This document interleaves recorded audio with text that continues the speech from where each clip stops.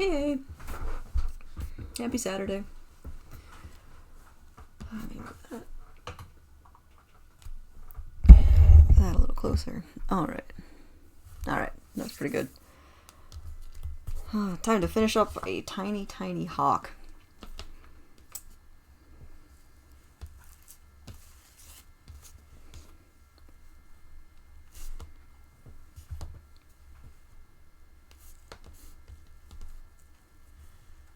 That is such a cute bird. Oh, I forgot to get water. Well, we'll see if I need it.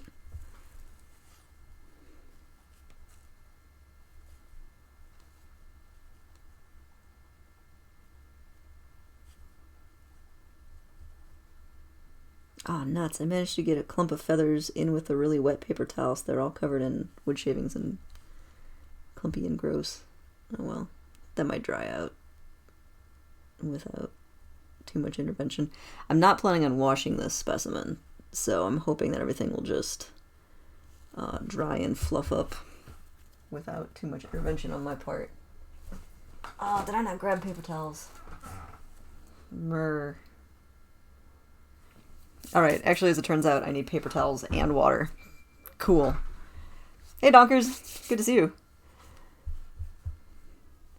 Like, I always think I've got everything set up, and then as soon as I actually, like, touch the specimen and get shmoo in my hands, I'm like, oh yeah, there's, like, the other things I forgot.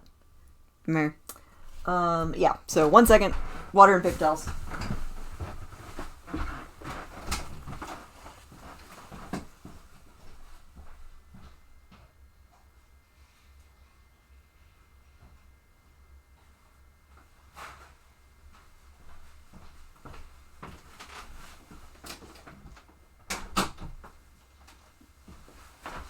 Okay, got that.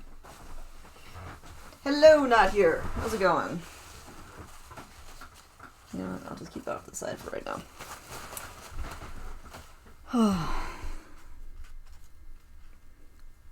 This bird still looks super great. I am super happy with it.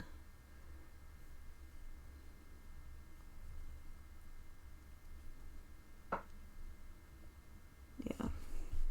Because I got everything skinned out last week, so I'm actually in a great spot to just launch off and start doing other things. So I'm actually going to put my little sponge back in there for the moment. Keep that wet. Because I have to make the little body. Yeah. It's mostly not gross. Yeah, I try to give people a heads up. Actually, I moved this down a little bit. Yeah, I mean, you know, dead bird skin, but yeah, it's, yeah. I try to give some nuance. I'm glad you guys appreciated it. I'll actually, if I get to doing the gut content analysis at the end of the stream, I'll have to update that to being back to regular gross, because I'm going to be slicing and dicing guts. But, you know, it's fluffy. It was funny, because the first couple streams I did, I wasn't doing taxidermy, I was just doing other odd projects, and so I labeled them not gross. And people didn't have any context. They're like, why is it not gross? And I was like, no, other stuff's coming. Hey, Shard Mom. Okay, so I've got my pretty friend. I'll move him off to the side. So I have to make this little dude a new body. So, no, I still haven't found out the cause of death. So that's going to be part of digging into the actual physical body to see if I can find anything. Where do you find other nerd friends that are girls? Wherever nerd things happen. In this particular case, I ran a lab, and people applied to be in that lab, and many of them were also girls. So, hang out at museums. It's just, yeah. And you find girls, boys, and everything in between. From other nerd girls. Well, I mean, that too. Hang with the people you want to hang with, and if you don't find them there, go there first, and a lot of times they follow you. So, okay. Yeah, my lab was mostly female. Yeah, like, I know a lot of people worked in MSI. Museums. Yeah, museums, anything that involves live animals is dominated by women. But, so, Ms. Mocha, you're a girl? and you need to find other cool girls to hang out with. So doable. Yeah, Glary, I knew that you were a connection with Juliana, because Juliana is rad. But no, Miss Mocha, for real, like, you want to find nerds, they're out there. The museum world is full of them. And, hey, library rat. Anything with live animals. The entire veterinary world is dominated by women. Zoos, anything zoological, dominated. There's still some glass ceiling issues. I don't want to end that conversation. There's important things there, but man, nerds. It is a good world out there. And with my lab, like, people doing this, even before I took over that lab, there were ladies scanning dead things. So, yeah. There's a connection with another female identifying person who is also a nerd identifying person. So there you go. Alright, good humans. I need to build a fake bird. So I have a real bird, but it's very flat. I have to make it three-dimensional. So, for anybody from the Midwest, you may or may not be familiar with American Science and Surplus. It's a store that sells what it sounds like, science and surplus stuff. Oh, donkers, don't start. I have a story about that, though. And so you can buy things from them that are surplus things they got at incredibly low prices that they sell for really cheap. So if you need test tubes or whatever, you can get it from them for good prices. Other equipment, you just can't always necessarily get the equipment from them because sometimes they run out because they buy surplus. And so I needed wooden dowels or wooden sticks so that I could make the backbone for my bird. And the ones they had have little paw prints on them. I don't know why. I don't know why you would need a box of 500 tiny flags with dog prints on them. But it was like $1.50, and now I have wooden dowels with tiny paw prints on them. So I'm going to be using these to make this bird simply by removing the bit I don't care about. So, bargain hunting. Sometimes you end up with strange little flags with paw prints on them. So anyway, now I have a dowel. So this gets me started. But no, donkers, for real, remind me that birds aren't real once I'm once I'm kind of into it. So yeah, okay, so I've got my dowel. And this is going to be the new backbone for our friend here. So I do have, I mean, maybe, I think these are big for a cocktail umbrella. Yeah, party favors? I don't know. Because if you stick it in something, it's only going to stick up, maybe cocktails? I don't know. But now they're used for taxidermy, so whatever, rock and roll. Alright, so my bird body, I'm not going to unwrap this because I have the mostly not gross signifier up, but my bird body is this long, which means that the backbone is that long, right? More or less. So I need this to be, I'll make it a little extra big, but so there, a little bit extra, but that is now the length that I need to replicate my bird's backbone. Easy peasy. I don't have it go all the way up the neck for a couple reasons, so I won't worry about that right now. Yeah, and that looks pretty good. Close you back up. Okay, so there's my backbone. And the bird's body, you guys might remember, is, actually I can just I'll sketch a picture. I'm trying to keep the mostly not gross for anybody who wants to be able to watch this bit. If I draw a side view of my bird,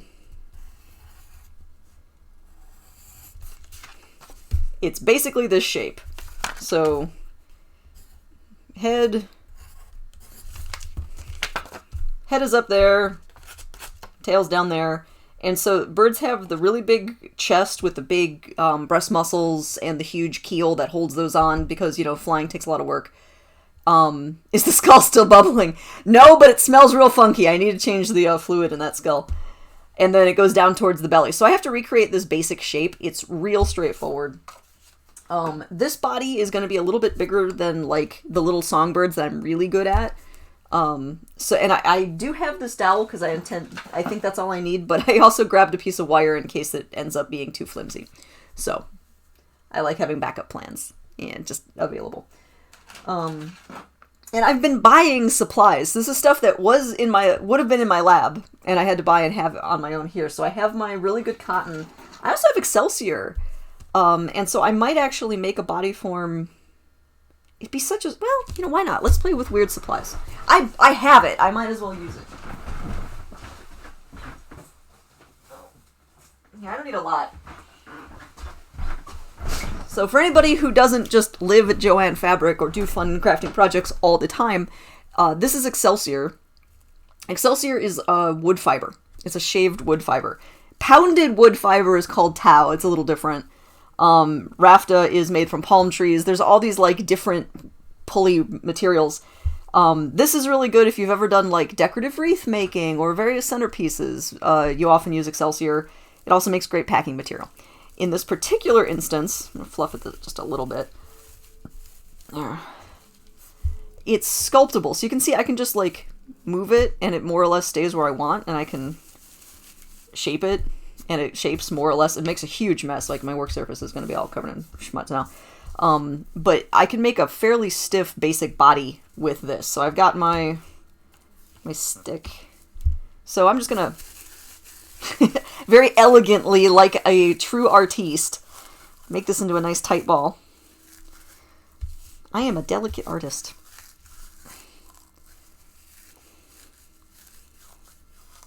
All right. So there, like, boom, right? This stuff is so much fun. Oh, okay, your plants are often shipped in Excelsior. Yeah, it's a really good packing material, because again, you can form stuff around it, but then it's got the wiggle and the gaps, so it absorbs shock. Excelsior is good stuff. It makes just a huge mess, so be warned. Alright, so now I've got a nice little starter ball, and I've got my backbone. Y'all are familiar, those who possess backbones. Backbones are not located in the very spindle-like core of your body. Backbones are along one side, so you can actually feel your backbone from the back, but not the front, because it's actually on one side of your torso.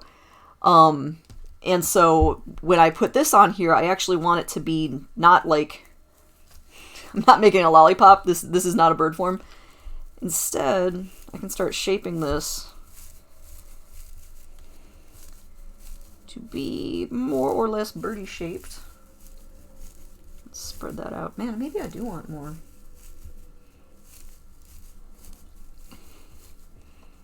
I think I do want a little bit more. Well, no, you know what? I'll fill it out with cotton. Well, I keep making noises and not doing anything. Let me see.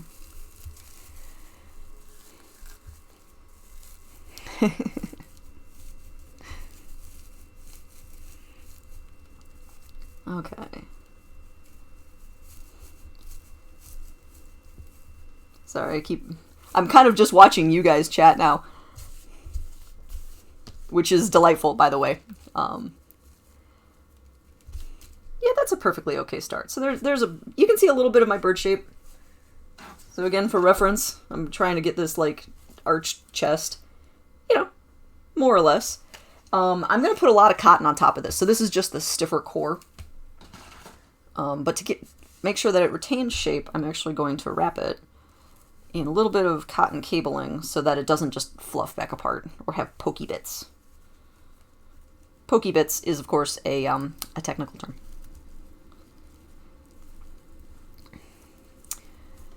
Alright, and then while I am starting to wrap this, birds aren't real. I have a story. So for those who are not aware, there is a internet thing that there's a secret conspiracy theory that birds aren't real. They're all actually spy drones for the government. Feel free to read up on it if you want. It's silly. It's meant to be kind of a response to flat earthers. There's a whole internet world there. But the core of it is birds are a conspiracy, they're all government drones, and birds aren't real. And it's very funny. And fine, I know about that. And it's funny, and that's the end of the story as far as I was concerned. When I was running my lab, the lab was open to the public, so anybody who was visiting the museum could walk by, chat with us, hang out, and it was really fun. One of my volunteers came in one day wearing a t-shirt with huge letters that said birds aren't real, and on their back was a mechanical pigeon. And I'm like, you can't wear that in the lab. people aren't gonna understand it's a joke. Like, you just can't.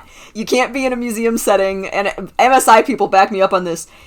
Like, most people will understand it's a joke, but that one person is not gonna understand that your birds aren't real shirt is ironic. And I had to make her cover it up, and when I pointed this out, she's like, oh, like, she hadn't even thought about it, because it's just a funny shirt she owns. And I'm like, no, dude, you can't be in a taxidermy lab on the floor of a museum with a shirt that says birds aren't real. So, yeah. So, hey, everybody, keep it classy. If you're working on the floor of a museum, keep your ironic internet meme shirts under wraps. So, yeah, it was a good day. Like, oh my god. She, like, wanted to melt into the floor. It was so funny when I pointed that out. But, alright. So, I have my little basic bird body. So, this is roughly half the size. Yeah, we have aprons, so she could cover up most of it, and we could be strategic. It was pretty good. This is about half the size of the bird's actual body. So, this is my firm core, and now it's pretty tough. You know, there's a little squish to it, but it's keeping its shape pretty well. So, this will form the nice inside, and then I'll be able to put the cotton around it. And it's actually important to, in my opinion, there's a couple of schools of thought here. It's important to have some give. So if I had like a perfectly formed fake body made of, I don't know, clay or, you know, resin or something like that, and you put the skin around it, when the skin dries, it shrinks, and so it could actually tear. And so if you make your body form slightly soft, so the part around this is going to be cotton, when the skin shrinks, it just smooshes a little bit. So, there are people who use bigger forms. There's opinions. I respect them. It's just not what I do. So, okay. So I have my cute little form here. So then I can start layering on cotton. Man, there's Excelsior on everything. Getting the sawdust out of my workshop and off my computer last week was a nightmare. I am trying to figure out how to make my desk bigger for these projects. We will see. Okay, so I have my cute little friend here. Throw off to the side. And then, for anybody who hasn't gotten to see me work with cotton before, I adore cotton. Cotton is such a friendly substance for this sort of work, because cotton sticks to itself. Polyfill doesn't. If I was using a polymer, like what you have in pillows or what you put in stuffed animals, it's just, if you looked at the fibers under a microscope, they're just perfect, thin fibers of plastic.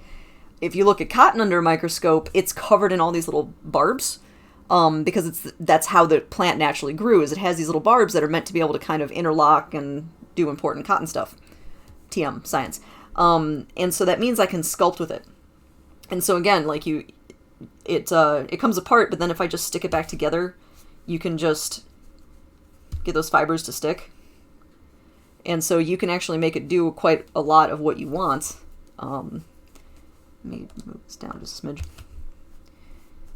And so what I like to do is form my cotton into a sheet and then start rolling and layering.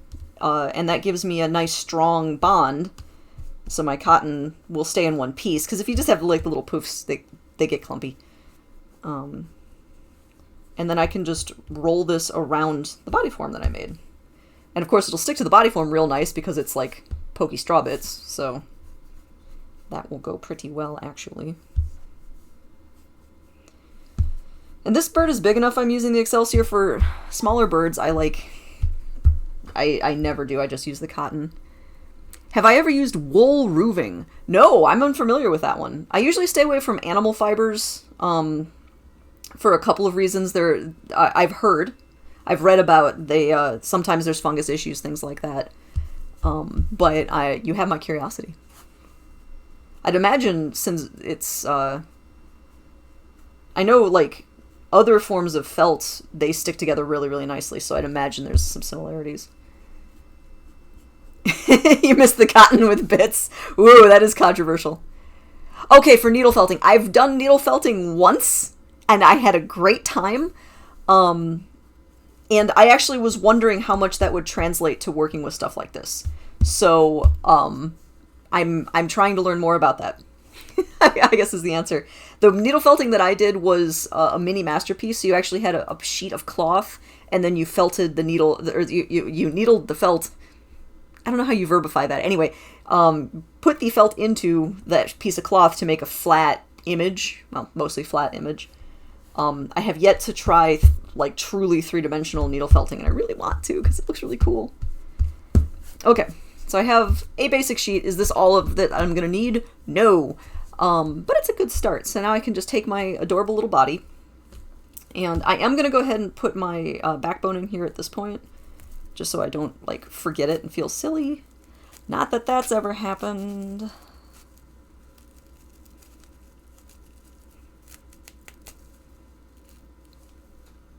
Okay.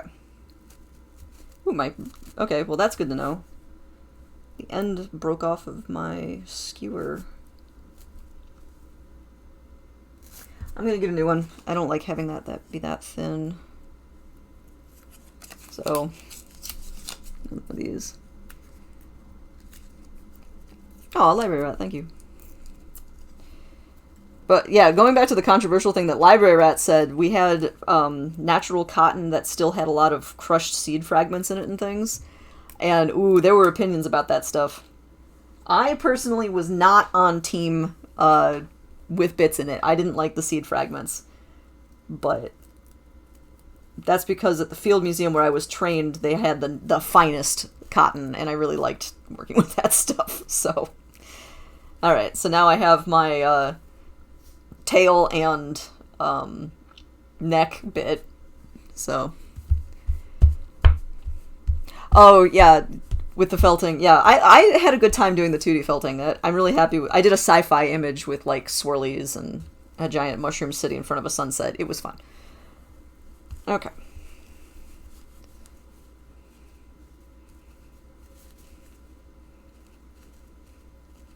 Okay, so first round of cotton on here. Poof it up a little bit. Still pretty small, but moving in the direction I want it to. And now it's like immediately less pokey. All the little wood fragments that were jutting out before are just covered, which is nice. Yeah, that's already looking good. So again, there's our real body. Where's your neck? Yeah. And so the real body versus our artificial one, we're getting pretty close. This obviously is a little softer. This one still, is a little firmer. So I'm going to add one more layer. But, hello! But feeling pretty good. So let's make another sheet of cotton, and then I can poof up that form just a bit. Because I don't want to put the form in and out of the skin too many times to see if it fits. It ends up drying and sticking. So it's better if I can do that, no more than twice.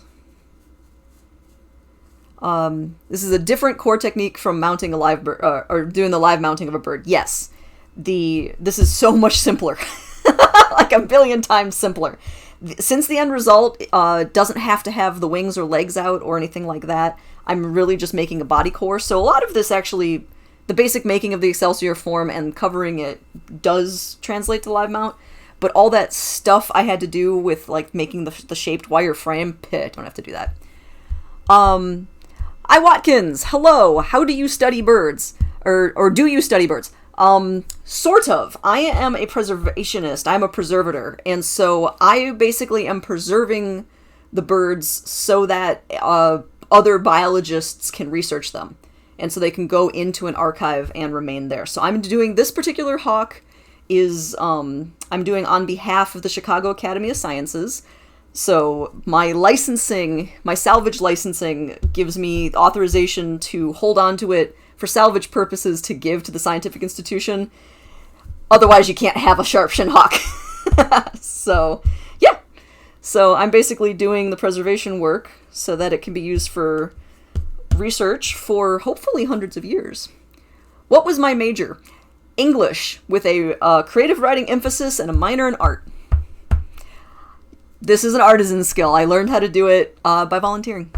And I recommend that if anybody else is interested in this sort of thing, see if your local museums or possibly universities do preservation. And usually the way you learn is you sit next to somebody who knows and they slap your hand when you're wrong, and it's great.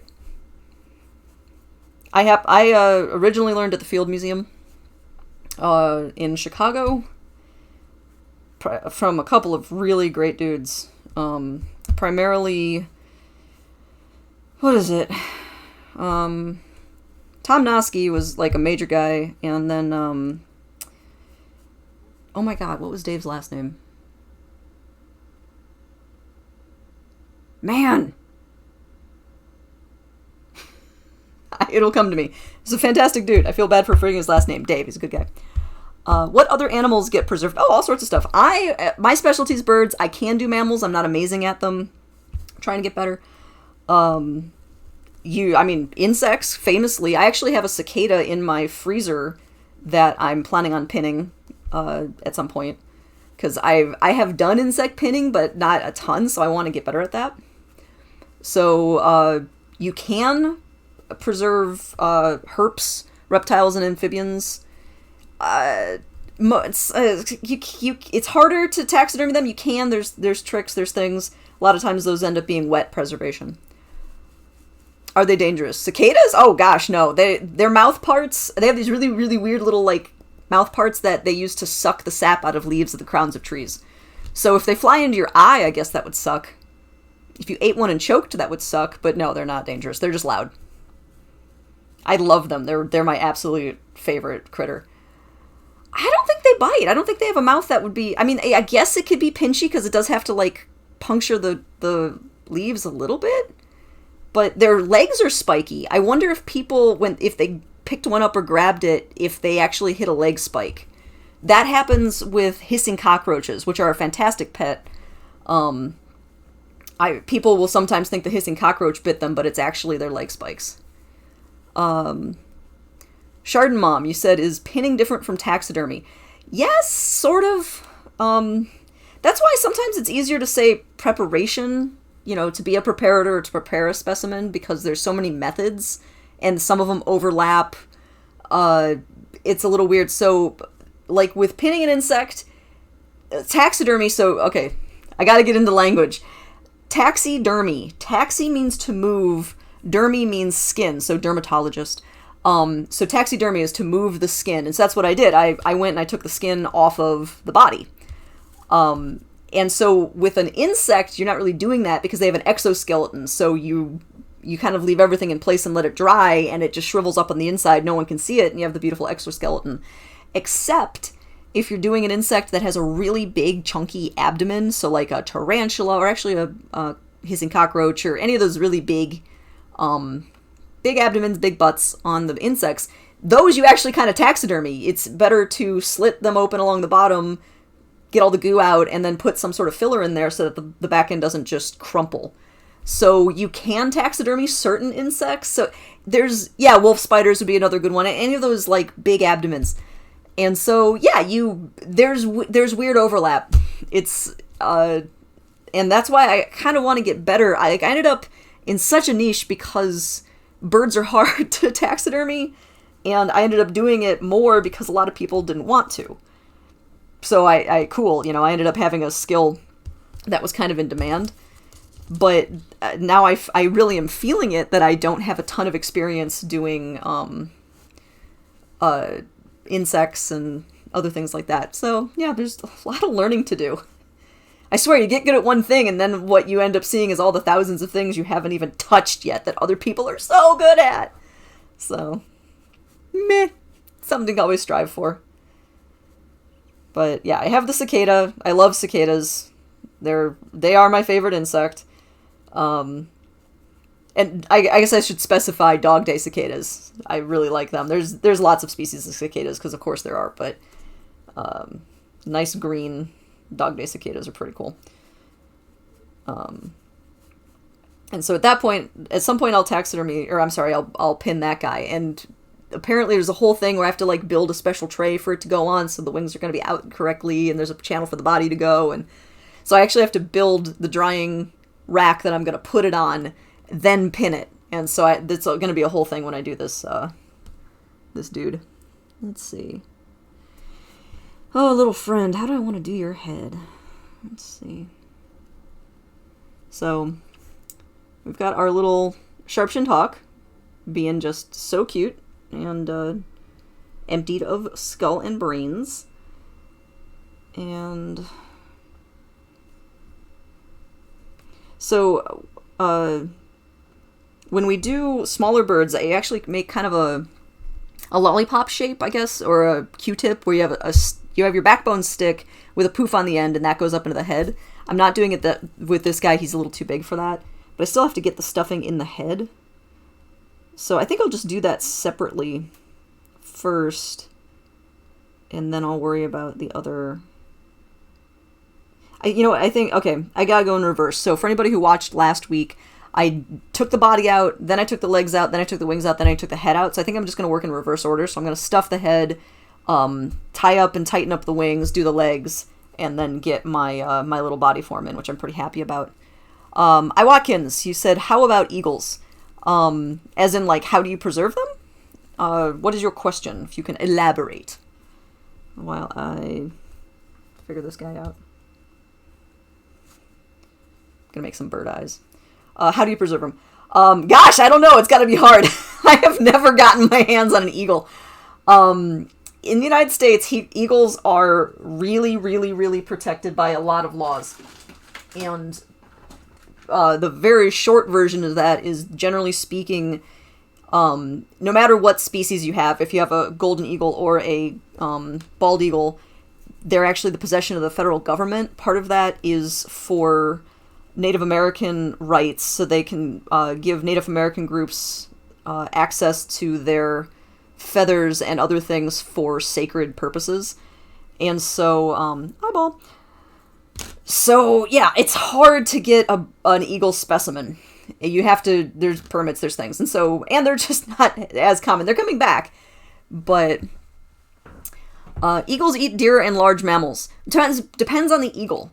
Bald eagles are fishing eagles. So they eat predominantly fish or a lot of roadkill. Like a lot of roadkill. They love roadkill. They're very lazy.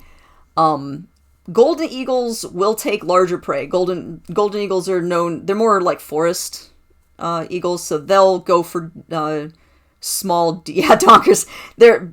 Bald eagles are kind of glorified seagulls. But golden eagles will go for bigger stuff. They'll go for not large mammals, but definitely chunky mammals.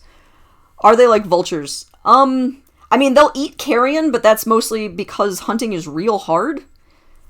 Whereas vultures like it gross. I think bald eagles are more like, oh, this is stinky, I'm going to eat it anyway.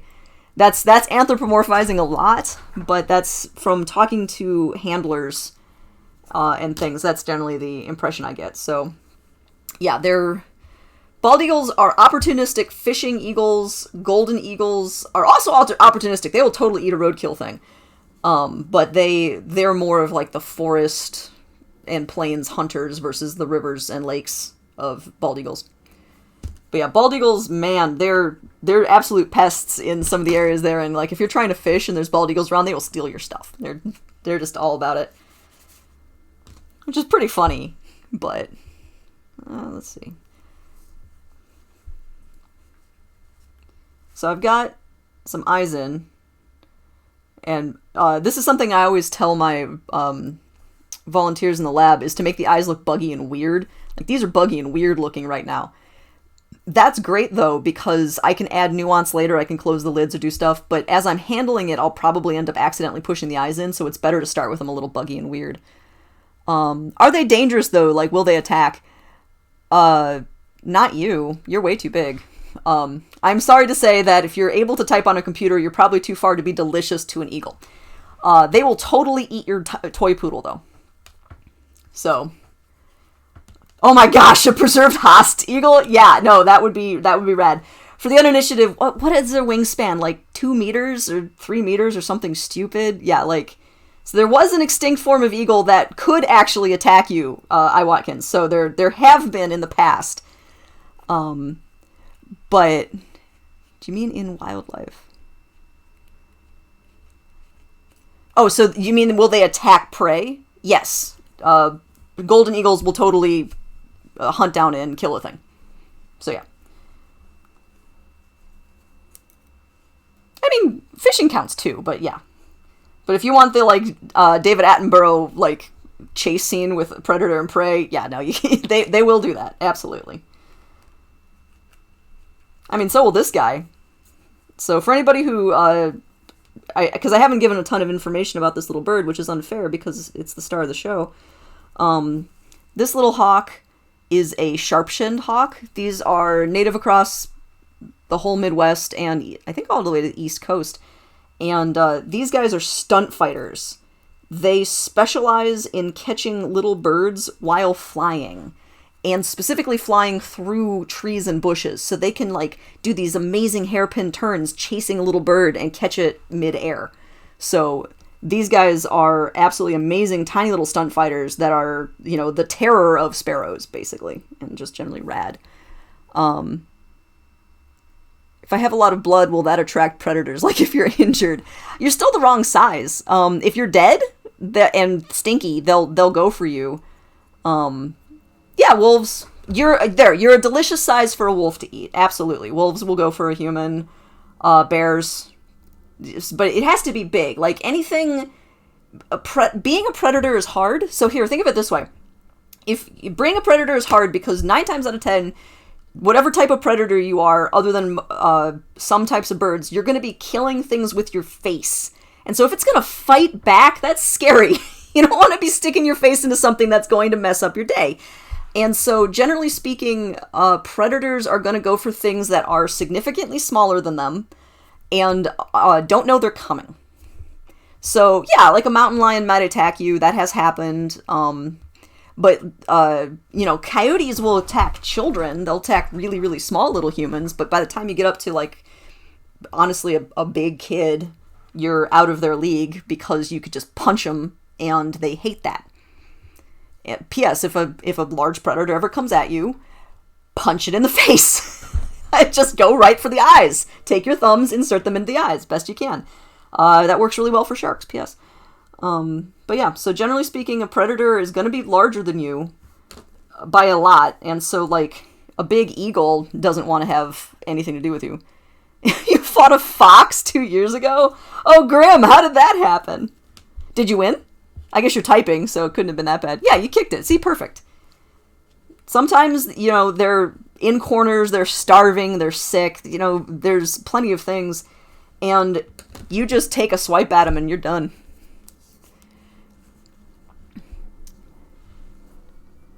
Yeah, I mean, you don't smell delicious. We don't smell like prey. You know, they want a delicious rabbit or things like that. But, you know, again, opportunistic.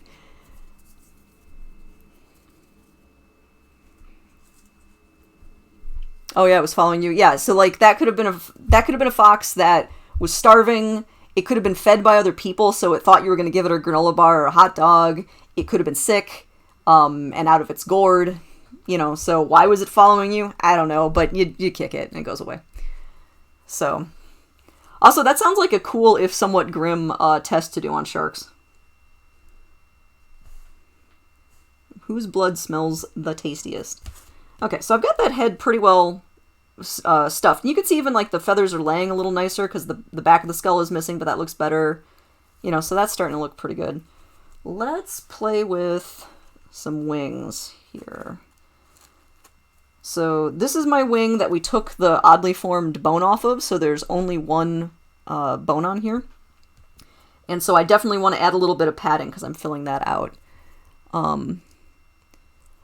Why would it be cruel? Sorry, I missed the context on that one.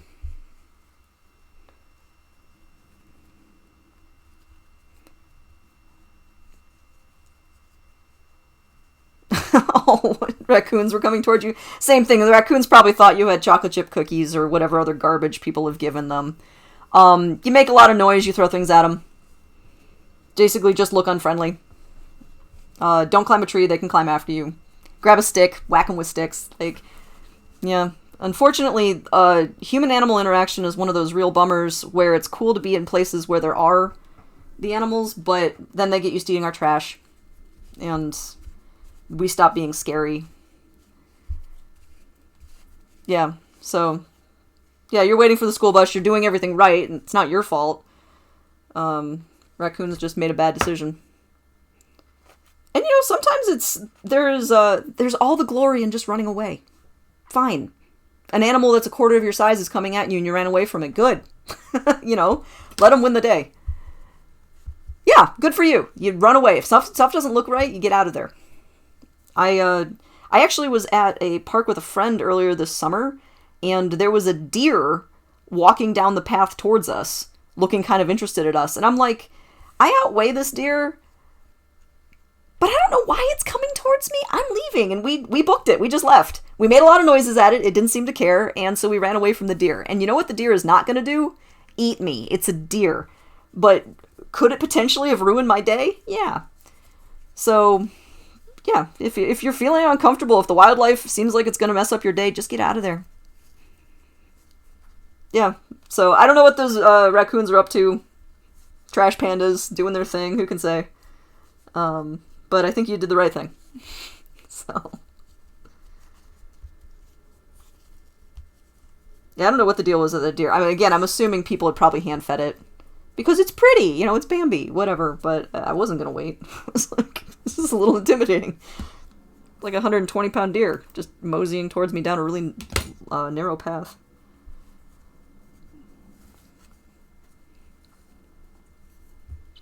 Yeah, because I've seen other animals in the wild, but they usually didn't want to talk to me. Okay. So this wing is probably enough. I just added a little thickness here, so you guys might remember there were 2 bones, and I've just added some of the padding back. It doesn't need to be full. Maybe there are no reports of deer eating people because there are no survivors. Obviously. DL, clearly.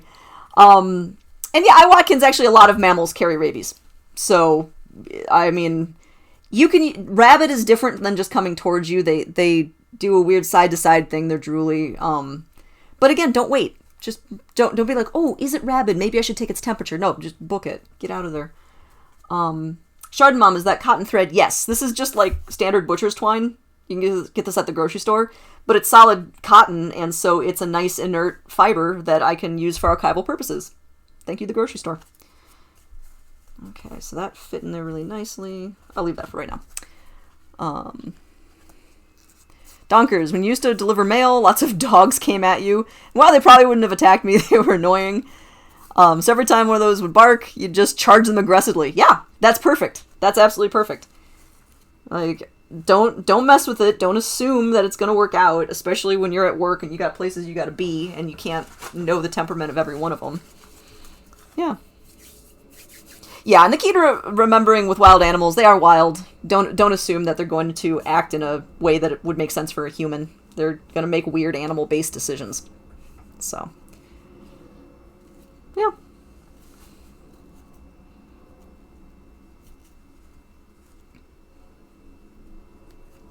Yeah, so this one, I covered this up without pointing this out. So, this wing still has both of its bones, so I left the radius intact on this. And so I'm going to wrap it, but not as much as I did the other wing. Watkins, you're more of a cat guy. I actually like dogs too. I like animals. But if you're not in that mode, they're super annoying and silly. I have 3 cats, which are not in here right now because I'm working on a bird, and then my cats would be asses. Trust me. They come in here and they inspect the whole workshop when I do open the door. It is pretty cute. Okay, a little more cotton thread.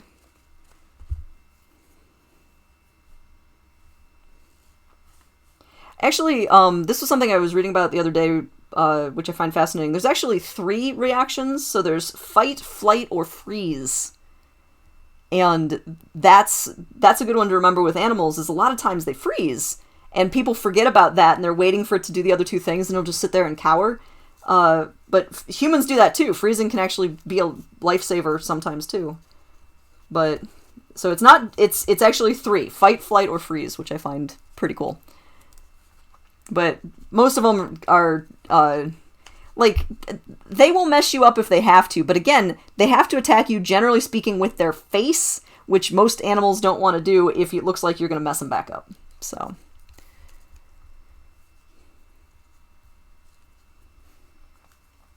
Okay, yeah, I think that's all I need for this side. And luckily, since dogs have spent 10,000-ish years hanging out with humans, dogs are pretty good at picking up cues from humans. So, doing things like acting aggressively towards them, making loud noises, they generally know what you're going for. Yeah, freezing will help you escape a predator's gaze, or if somebody else is moving is more interesting, they might go for the different target, stuff like that. So, okay, so I've got my 2 wrapped wings here. And so now I got to do an interesting thing. So let me move this so you can see. Okay, so head, weird little wings, outer parts of the wings, body's going on here. I'm going to tie these wings together at the wrists to create fake shoulders. So this body has some shoulders here, but I'm not really going to attach the wings to it. They're going to be a separate piece. And so what I actually do is I tie the wings to each other, and then the thread will go across the back of the body, and that's how I kind of integrate it with here. And I tie the wrists together to make shoulders. So follow me on this one. This is a weird track. I'm tying the wrists together, which are up here at the top of this bone, because when birds are at rest, their wings are tucked like this, and so it's actually their wrist that is at the same level as their shoulders, so you can mimic shoulders by doing this. So it's kind of cool.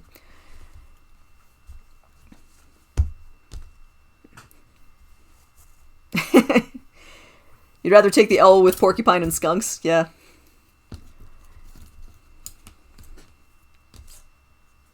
Yeah, no, it's the whole, like, predator-prey reactions and how something acts when it's hunted are fascinating. Alright, let me get right up here.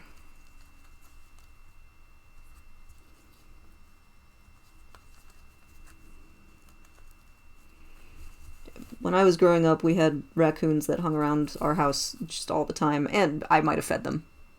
I was a kid, whatever. And I loved them to death, and yeah, like, you don't pet them, you gotta be careful, and the more you habituate them, the more likely there is going to be someone to bite you, but luckily it never happened with ours. At least it never happened to me. Hopefully I didn't, like, screw over a neighbor and not know it. I guess. Cute little trash pandas. Oh, I love them. Like, I think they're just the cutest little things. And they are rabies vectors. They will break into your house and mess up your stuff. They will create trouble. They will poop all over the place. But they're a cool native little critter, and I really like them.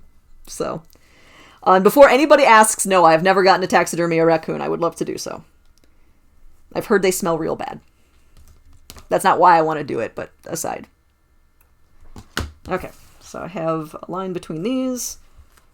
So now I have to put the wings back into the skin correctly. Make sure it's actually at the elbow. There we go. Yeah, so that I've got it in a good spot, and you can tell because these feathers are just laying so nicely.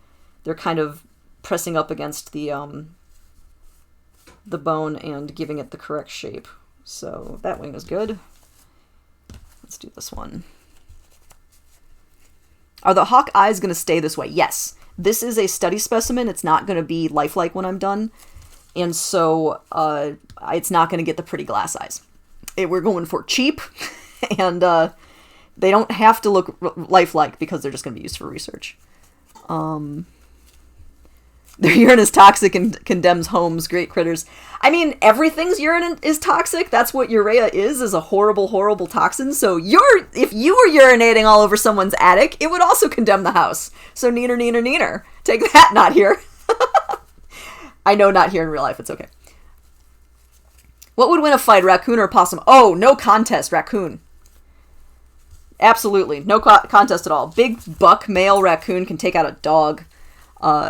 Opossums are sweet, hissy, little prehistoric mammals who really would like everybody to just leave them alone. Thank you. I'll see about that. I hope not. But yeah, opossums are the sweetest things. Like, it's really funny when you watch people, like, rescuing juvenile possums. They just reach out and grab them. Because they're like, hiss, hiss, and just shut up, and you just pick them up. I took care of baby opossums for a while at a wildlife rehab, and they're just the sweetest little things because they want to be in a pouch. And this was the late 90s, and so I wore a lot of flannel shirts, and you just put the baby possum in your chest pocket and walk around, and they sleep in there, and they're just the sweetest little guys. Yeah, no, you're glad you ran from the raccoons. There's absolutely no shame at all ever in running from a raccoon. They're scary. They will beat you up. But possums, you just hiss back at them. I mean, anything with a mouth can bite you, so please, everybody, please don't actually screw with wildlife. Leave them alone. But, yeah, possums, they're just big pushovers. I recently got to hang out with a possum named Pearl.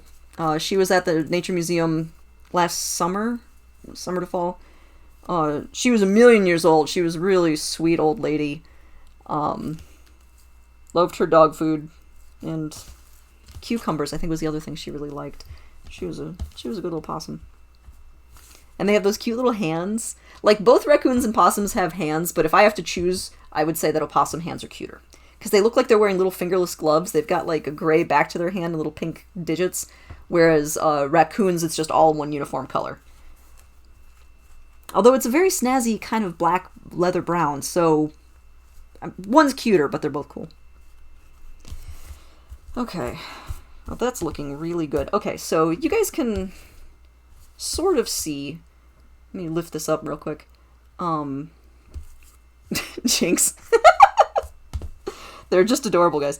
So you can see how the wings are now much tighter up here. They're not just flopping super loosely. There's this really even shape, and that's because I've tied the two sets of wings together. So the form here is already coming together. I'm very, very pleased with that. Okay. And on the inside, that means that there's this weird, like, cinched up area, but that's fine. The skin should have wrinkles. This is kind of a fun one with taxidermy. You don't want to smooth it out and smooth out every single crease, because it's not like you don't have creases. However, you guys, if anybody who's sitting down, there's creases where your thighs are bending at your hips. You might have creases along your back. If you have your arm down, there's a crease here. Your skin folds and tucks into different areas. Kind of on the back of your neck, there's a little bit of a crease. And so you actually want to allow those creases in the correct places when you're doing taxidermy, because they mimic what the animal would have, how they would have laid in life. And there is a famous walrus taxidermy in England where I forget when it was collected. I kind of want to say the 1700s. Don't quote me on that. I don't remember. But this walrus was collected early on during the European Anglo exploration, and someone collected it from the Arctic and had it shipped back to England in a barrel of salt. So maybe there was a skull, but there's basically no bones. There's no tissue whatsoever. It's just skin and maybe some bones. And they're like, yeah, taxidermist, go ahead and stuff this. And this poor taxidermist has never seen a walrus before. It's not like they had photos. It's not like they had really accurate descriptions. It's kind of a new species from the English point of view. And so this poor person is like, okie dokie, and taxidermied this skin. And so the walrus is hilarious. It has this super long neck. It has this, like, telescope neck, and it's perfectly smooth because this person patted out every wrinkle. So walruses have their heads down here, and they're just like layers and layers and layers of wrinkles. All of that is gone. And so it's like this weird giraffe walrus because this poor person just had no point of reference at all for what it was supposed to look like. So, yeah, you gotta leave some wrinkles sometimes. Sometimes more, sometimes less. Alright, there's one leg. I didn't know if you guys noticed, I had to untwist the legs pretty badly, but I got there. Ooh, I can tell I'm getting a little dry down here. Alright, so these are my leg bones. So these were the drumsticks. It's right above the feet, so I have to rebuild the muscle on here a little bit. How much do taxidermists make? I am currently desperately unemployed. So, nothing. I'm working on that. It depends wildly. It's not a... the field is large, so in terms of the type of work that I'm doing tonight, this is research preservation. All over the board. There's not a lot of dedicated taxidermist positions anymore. And so a lot of times preservationists also have, like, other jobs. So that's a harder one to answer. So people who have that skill might also be a head ecologist or things like that. In terms of, like, trophy taxidermy, things like that, Donkers, yeah, okay, you got the oversized walrus. Let me see if this is I'm assuming it's the right one. Yep, that's the one. Yeah, his head's all up, and yeah, he's so smooth. But yeah, so if you're doing like trophy taxidermy, that's a whole different world, and in those cases, people are paid as artists. So if you're real good and there's a lot of demand for your work, you get paid a lot. If there's not, then you don't. There's competitions. There's huge taxidermy competitions, international. And so, yeah, there's... Actually, I don't want too much down there. I changed my mind. So, yeah, there's not... I don't... As far as I'm aware, I guess I should say it that way, I don't think there's, like, an industry standard thing. It's really, like, you're an independent artist, so you're often charging by the piece. So... There is a movie out, if anybody is looking for movies to watch while you are locked at home during the pandemic, called, I believe, just Stuffed. And it's an independent film that came out, I think, like 2 years ago. It's delightful. It follows a couple different groups of taxidermists as they're all getting ready for an international competition. And they're all very different people from very different kind of backgrounds. And so it gives you, like, a nice... spread of the different sorts of people that you might come across. People who have been lifelong hunters, people who only work with animals that died naturally, people who are very arty, people who are very life accurate, blah, blah, blah, kind of all over the place. So if anybody is looking for that, I am not selling that movie specifically, so I couldn't tell you what formats it's available, blah, blah, blah, but it's a good one.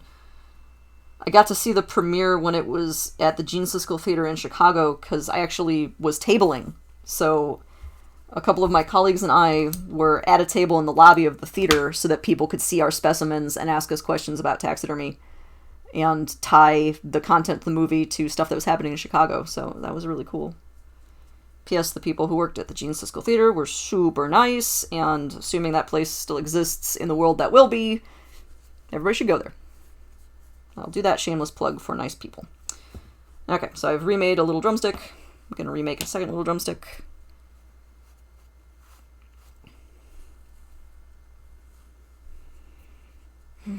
Personally, I'm looking forward to the Earth that will be. I miss the Earth that was. Not a big fan of the Earth as it is right now. Very much looking forward to the Earth that will be.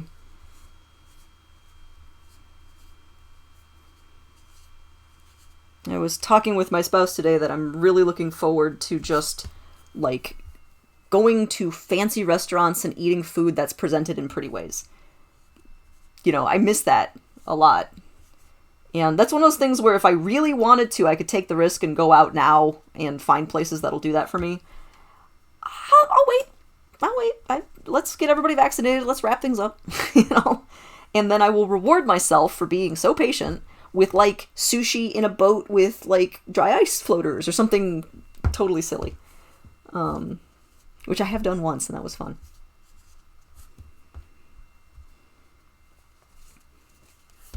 I was reading about a local celebrity chef named Rick Bayless, who...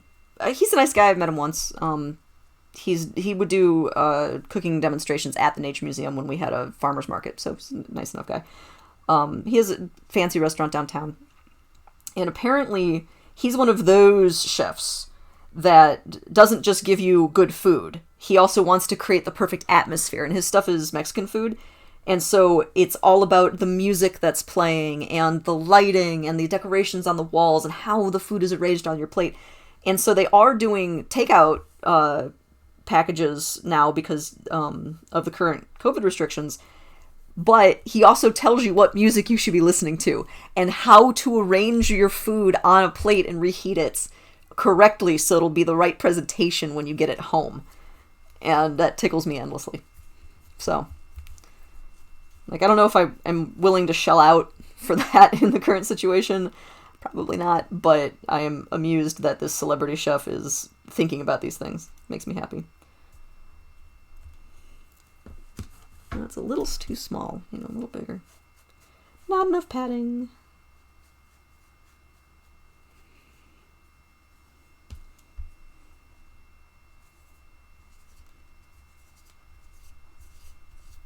Actually, that's just staying on really nicely. Okay, those are done. All right, let's get these leggies back.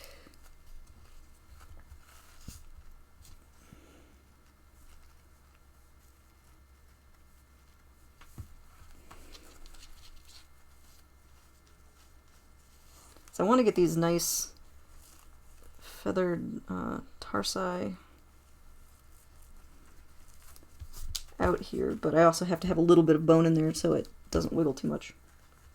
You don't want wiggling taxidermy specimens or specimens that fall apart. Oh, something people ask a lot is about how much the specimen moves when I'm done. People kind of have this idea of having like a creepy puppet animal when you're done. No. Once they dry, if you try to move the skin, it will crack. It actually becomes really thin and fragile and will just shatter. So yeah, if you want skin to remain stretchy, you tan it, which is a whole chemical process about breaking down proteins, which is not what I'm going to do with this guy. We're not tanning this bird. Oh, but I like how those came out. Okay. Okay, no, this is, yeah, so you guys can see there's a little bit of shape now to the legs. The wings are already doing what I wanted, and the head is looking pretty good. I think I am going to need something to support this neck. I might just tie it. Let's put the body in and I'll play with that. Okay, so here's my little body form. Oh, and I was going to borax this. Yeah, that's still pretty wet. This is the very top of the tail, or the place where the tail meets the hips.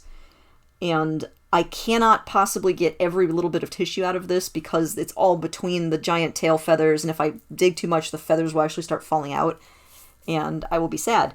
And so I'm going to hit this with some borax. Doop. So for anybody who's not familiar with borax, it is real good for getting grass stains out of your jeans. It's also one of the ingredients in basic slime. So it's a laundry additive. You can make slime out of it. In this particular case, it's a desiccant. You want to put googly eyes on it.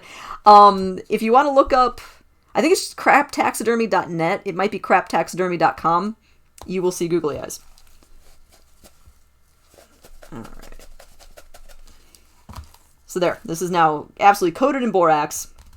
The borax's job here is to absorb extra moisture, and it makes this not delicious. So it's going to inhibit bacteria and stop bugs from being attached or attracted to it.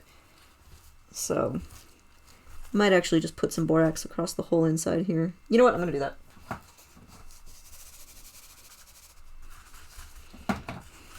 So this means that now the drying has truly started on this specimen, which means I can't linger. I gotta commit. I gotta make sure that this is actually done in the near future. It looked not delicious before the borax. Yeah, the borax does not help. But I mean, as far as DL, I don't know, but I don't think that you are a flesh-eating insect, so this might not look as delicious to you. But there's things I don't know about you. Perhaps you are a flesh-eating insect. Okay, so I got my little body in here. Oh yeah, I'm going to have to add... Well, it's not bad, actually. That's not bad. Okay, so already you can tell the bottom is, like... Like, that's a bird, right? Boom. Pretty happy about that. I need something for this head. Maybe just like...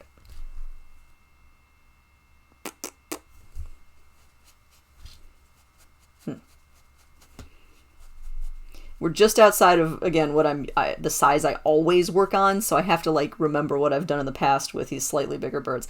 Honestly, Library Rat, if you're still on, you're the one who worked on this size category more often, because I kept giving you ducks, because you're a hero. Hey everybody, Library Rat's a hero, because ducks are kind of a nightmare. They're just really fatty, and their feathers are weird. But they're real pretty. Because I want that to be that shape. With that. Ducks are a nightmare just because they're so fatty. So one of the reasons that people love eating them is because they're fatty. They're flavorful and they're rich and things like that. So they're prime eaten critters.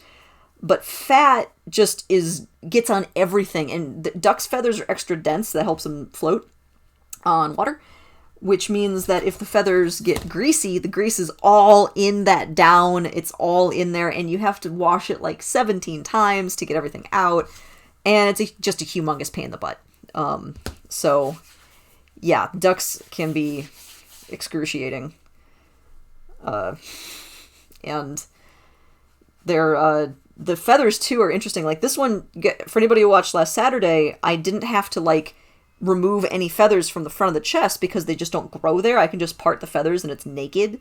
Because, birds that fly and perch generally don't grow feathers there. They're just more space efficient. Ducks use their chest and belly feathers to float on water, so they grow feathers evenly across their entire chest and belly. So you have to, like, part those and try to cut without causing too much damage, so when you fluff it back, you don't see the incision you made. So, and they have weird long necks. So they're not the worst. Woodcocks are the worst, but they are not easy.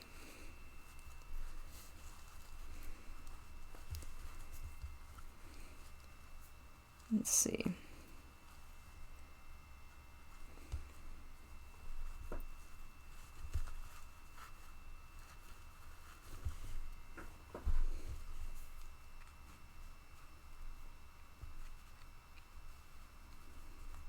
Trying to get the stuffing to sit in here nicely, and it's being a little feisty.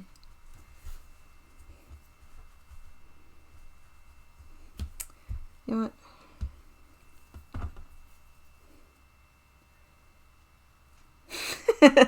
Ducks are completely quackers. Dale, have I mentioned that I missed you?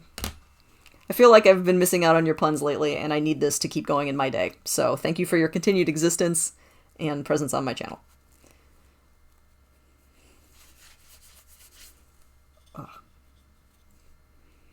Actually, when you're done, like, when you're actually laying the feathers and doing all the work with ducks and you get the final product, they're so pretty. Those dense, the really dense feathers are actually gorgeous, and so many species of ducks have large patches of, like, iridescence. They're so pretty. Like, mallards are stupid pretty.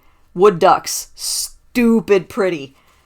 And it's always kind of a joy to get to work on them, just because they're really lovely. So they're just, challenging. And it's funny because, of course, for people who do, like, trophy taxiderming, name a favorite species, ducks are really common. Man, what's a good one?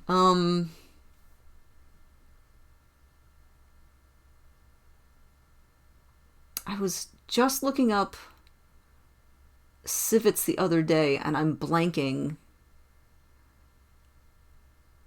I believe, I'll have to double check this, palm civets, their scientific name is Hermaphroditus.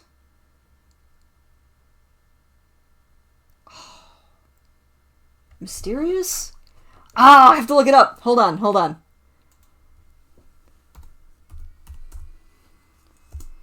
Palm civets. Asian palm civet.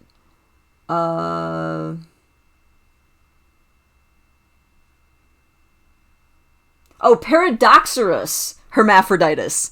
There's a scientific name, right? Paradoxurus hermaphroditus. I love that. So Paradoxurus is a pretty big group of civets. I couldn't find a really satisfying reason why people felt that they symbolized some sort of weird paradox. I never came up with a really good version for that. The hermaphroditus is because palm civets have seriously big scent glands on their hindquarters, which for the uninitiated, watching them up in a tree, everybody thought that they were testicles. And then they're like, why do all the palm civets, including the ones who are like birthing and nursing young, have testicles? And so hermaphroditus. The string on the cotton looks like a mouse. Aw, that seems appropriate. One last delicious cotton meal for you, my little friend. I wanted to make sure I could grip it as I was pulling it through. And I'm actually pretty happy with how that worked out overall. So yeah, Shard Mom, I hope that was good for your redemption there. Palm civets, Paradoxurus hermaphroditus.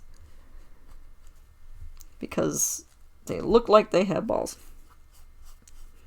I swear, like, people are like, oh, scientists are so highfalutin. Guys, we are not.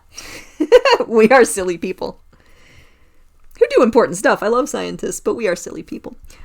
Okay, so he looks like he's blowing smoke. That's okay. I'm gonna keep that and add this here. This is... Okay, that was what I needed. I need to get that neck stuffed a little bit more, because I just wasn't feeling great about how the top of the body was looking, because I'm really happy with my basic body form. It's... The skin is laying on there really nice, but the top of the head wasn't quite working for me. So... Let me...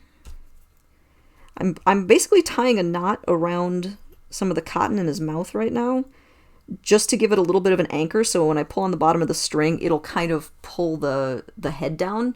So most birds have a really strong S-curve to their neck, but if you're looking at them, you don't necessarily see it. Like if you look at a, I don't know, robin or a sparrow, it's like a little fat body with a cute little head just kind of sitting right on the shoulders that kind of sit like this. But under the skin is this really strong S-curve. And so when they want to, they can actually lift their head up really, really tall, or wrap around things or things like that. And so this guy had a pretty significant neck, but you want it to actually look like his head is really far down. So I have to anchor this just a little so I can add a little tension, a little strength.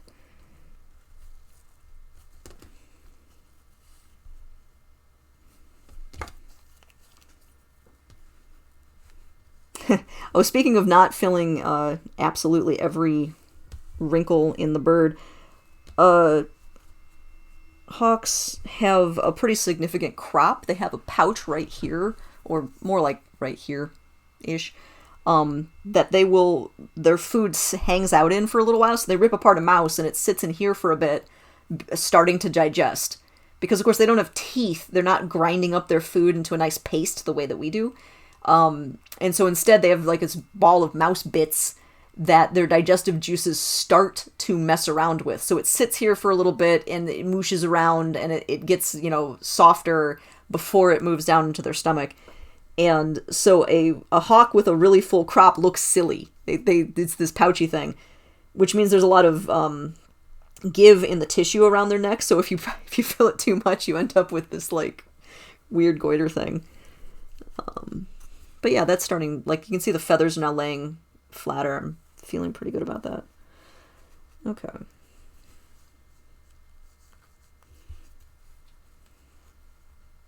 Looks like...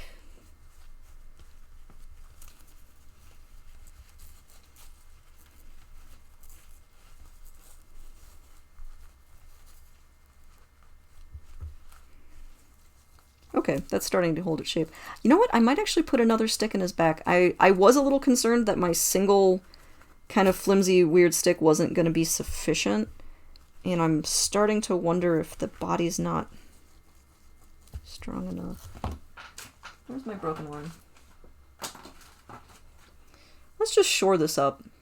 Like, I don't want to tempt it. So why tempt it?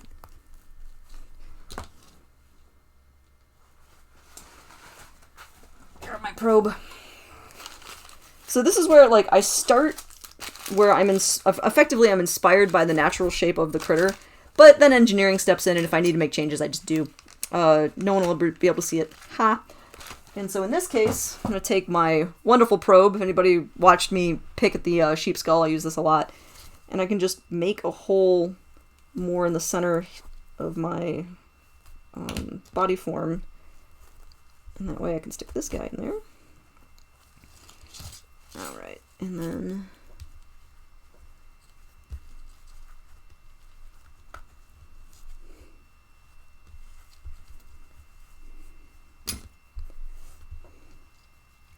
It's a little better. I'm going to have to kind of tie this into place.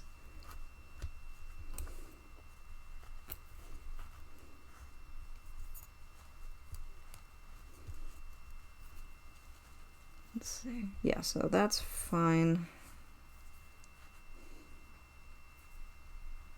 Yeah, so now I've got basically two parallel sticks, one above the other, holding the body in. Yeah, I put a second dowel in. I think the first, it was just too thin. It wasn't really holding the weight of the head. So, like, if I, you see how there's a, he's holding straight now, but there's a little moosh there. I didn't like that.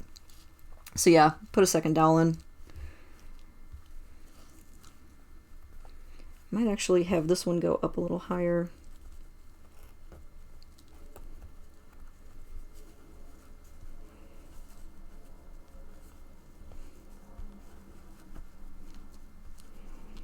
Yeah, because what you want is you want strength. I want something that researchers can pull this guy out of a drawer, 500 times over the next 500 years, and it won't fall apart. And some of that will just happen as it dries.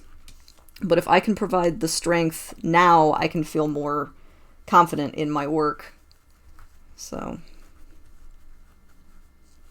okay, that feels real good. Okay, feeling better.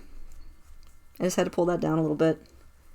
Ooh, okay. Yeah, actually, I'm really glad I did that. There's just, it didn't feel right.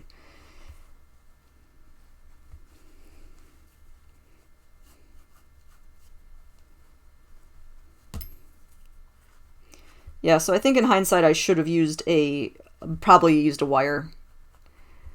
Oh yeah, hopefully the specimen will long outlive me. I really, really hope so. They should, the Chicago Academy of Sciences has birds that go back into the, like, 1830s. I think it's like 1834 or something like that is the oldest bird specimen they have. A lot of the birds that were in the cases around the lab were from, 1800s, early 1900s, and they look fabulous. So, yeah. Yeah, no, it's neat to know that my name is on these specimens that people will be looking at potentially in hundreds of years. The first time I got to put a specimen into an archive was a fossil at the Field Museum in Chicago, and it's a vertebrae from a Lambeosaurus, and I got to write the specimen number directly on the bone. I mean, you put a little painted label, and then you paint the numbers on, and then you paint it again. And so, like, my handwriting is in the archive of the Field Museum. And, like, it's a really cool feeling. So it's nice to know that, me and this bird get to hang out kind of forever in this very, very specific setting, and I feel good about it.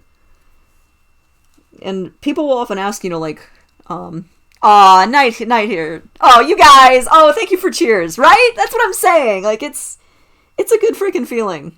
And y'all are great. Thank you for the cheering. Yeah, like, I don't know what this bird is going to be used for. I have zero idea. I can guess. I can give you things that I know other birds have been used for, but I don't know. So it's technically possible that no one will ever look at my bird. However, it's unlikely. And it's nice to know that it's going to advance science. And since the archive is digitized, even though there probably won't necessarily be a photo of my specimen online, but the data that I've been collecting will be online. Oh, there, that just came right together. Yeah, okay, so I haven't sewn this yet. I just laid it over the body form, and that's a bird. Ha ha ha! I'm really happy. Okay, that's starting to look like a bird. Okay, so let me just get these legs in the position I want them to be in.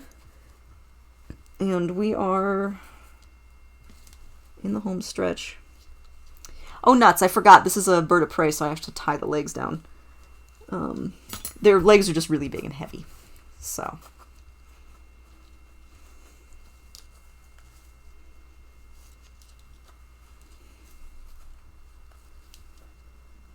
If I can find the end of this one. There we go. Okay, so that.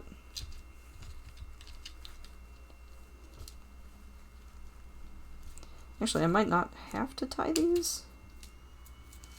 So I want the legs.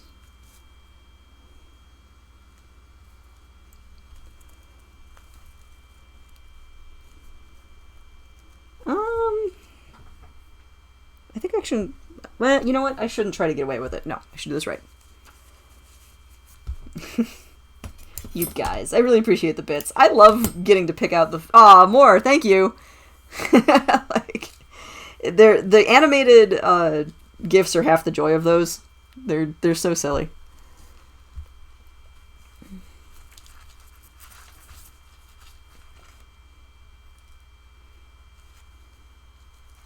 I'm trying to get a string around the body from the back. I should have done this before I put it in. I completely forgot. I'm basically just going to tie one loop around the torso with, there we go, with the ends of the legs in place so that they don't slip. So...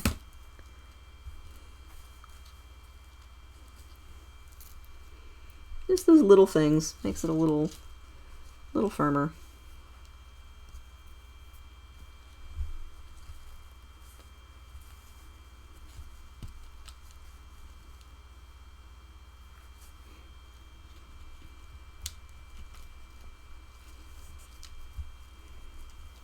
Okay. Got those in place. And this is another one. I left the tops of the tibia tarsus, the leg bones in place, and so there's a nice like knob on the end of the bone, so when I tie the loop under that, it won't slip off the top. Whereas if, you know, you break off the end of the bone, it's just a slippery stick. Okay.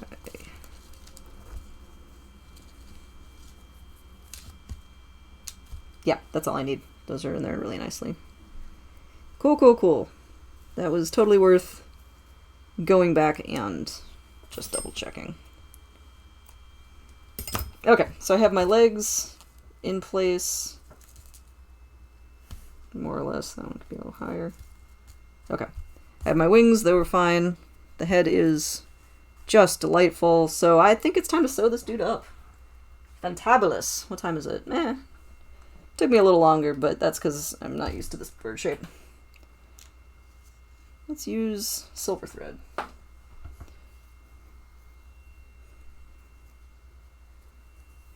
Okay. So I have a sewing kit from like a hotel or something that I'm using for this because I don't want to intermix my taxidermy needle and thread with like regular sewing stuff. So I have a dedicated taxidermy sewing kit. So my spouse knows that I will not be sewing a button on with something that's been through a bird. It seems, you know, it's good habits. Try to set up for success.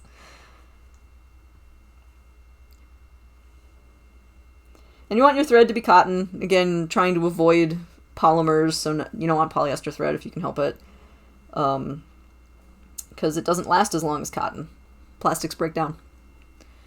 They don't go away. They'll exist in some form for tens of thousands of years, but that form might be some sort of viscous sludge. Which is a bummer. So. Let's see. Okay, I just got the announcement about the cheers, even though you guys did a while ago. Technology. Yep, yeah, all the cheers are coming through late now. It's okay. Alright, so I'm going to start sewing from the bottom, I think. Is this... Actually, before I do, I is always the case. I always find, like, empty voids that I was like, oh, I should put way more cotton here. And I didn't notice it until, of course, the last possible second, and then it's, oh.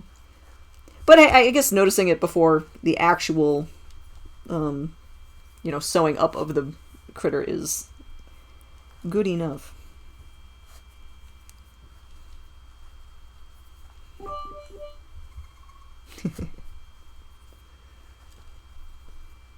Okay.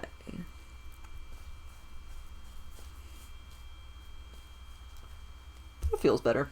Maybe a little bit more.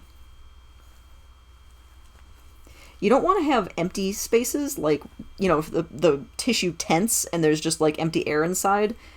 For a couple reasons. It'll shrink more, you know, and it'll look like sucked in, so that can be weird. And then it's really fragile. Having the mass of cotton and the tight ball of cotton on the inside actually gives the whole thing structure and strength. So if it's just like weird empty tents, they're more likely to twist or crack. So. Okay, yeah, you guys are playing with the channel points tonight. I mean, I put those up there. They are yours to abuse.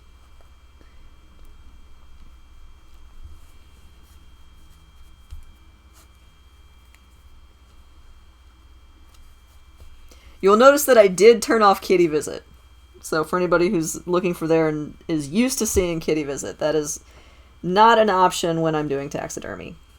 Y'all have to wait until I'm doing something a little less grody.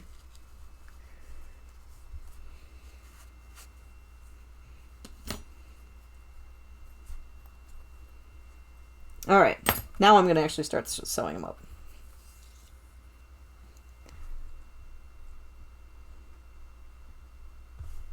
So fluffy.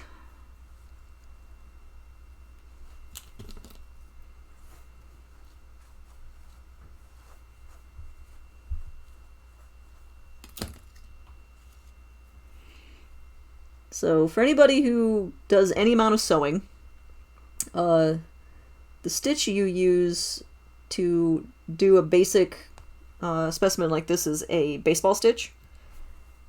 You don't need to do any sort of fancy hidden stitches. You just need something that you can pull on and it'll tighten the entire thing. So I just use a really basic. It's also called a whip stitch. So for anybody who is tracking that sort of stuff. If you don't know what those things are, basically the way I explain it to my volunteers when they're learning is you poke the needle through the meat side so it comes out the fluffy side. And then on the other side, you go under and you go up through the meat side and out the fluffy side. And you kind of do this dip, dip under, pop through the top, dip under, pop through the top shape. And that causes the tension to actually be very even. So when you pull on it, the whole thing will just tighten in a row. And so you end up with a nice tight stitch that doesn't tend to be gappy. If you're doing mammals, then you get weird. That's when you want to do hidden stitches and fancy stuff. But birds are fluffy. No one's going to see it. Just keep it simple.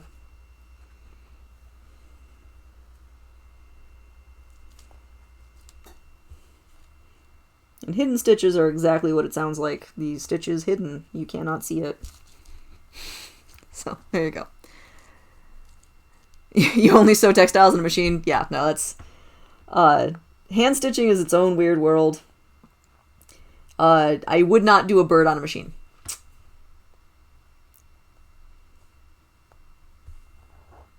Man, weird little there. I managed to pull a tiny little tuft of cotton through the side of the skin and it was in my way, but I got it. Aw, back at school you aced that class? No, it's good. Being able to sew anything is such a cool feeling because you're like, I want to have the best costume. I'm gonna go make one. Or I really love these jeans and I wish I could repair them. Oh, look, I did. It's really fun. What am I working on next week? One of the other birds. I haven't picked out what I'm gonna do. I keep meaning to start doing more taxidermy midweek. And like this week was a holiday in the US, so I didn't. But the special presser foot for birds. Yeah, no, somebody could make that machine, but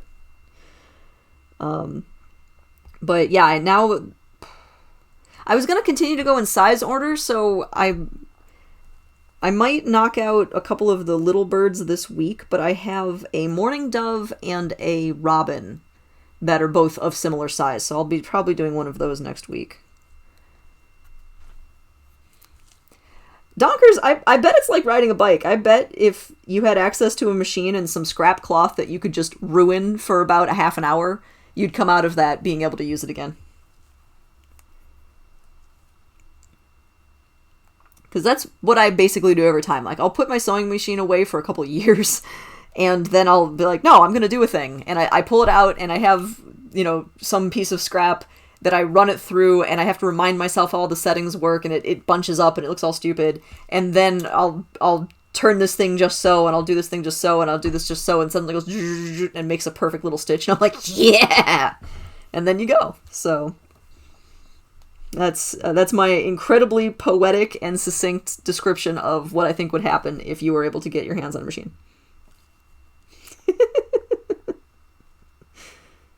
Guys, I'm such a poet. I'm a poet and I wasn't even aware of it.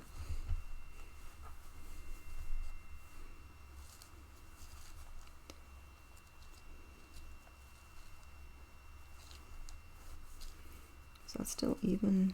Yeah, that's still coming. Just so. It'll come out just so. Lols. My sewing machine is currently on the fritz. I made 2 of my own masks this spring when people were just starting to share good patterns for that and whatever. And in the middle of doing that, I was like, hey, I have this bag I was gonna repair, so I made these 2 masks, and then I went and tried to repair like this really thick section of a shoulder bag, and I totally like twisted the needle or something like that, so I need to get my machine to a shop.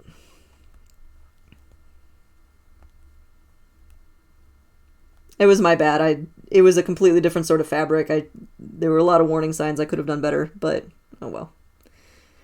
Yeah. Used to do small needle cushions after you were done doing whatever there was meant to do. Oh, like making them? Yeah.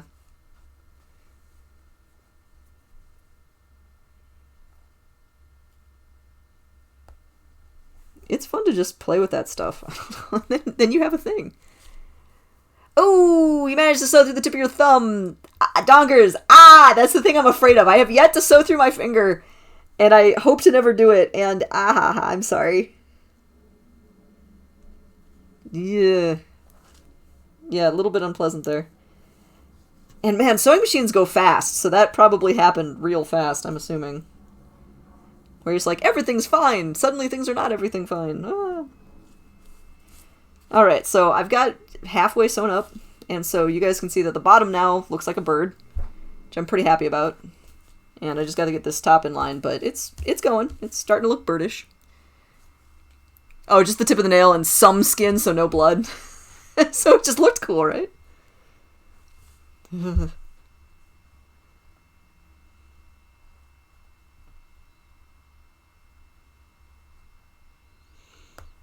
Yeah, I actually was telling Not Here about this the other day, but I actually haven't had a ton of like seriously horrific injuries. Like I've hurt myself, obviously, but yeah, like, to date nothing seriously like story worthy.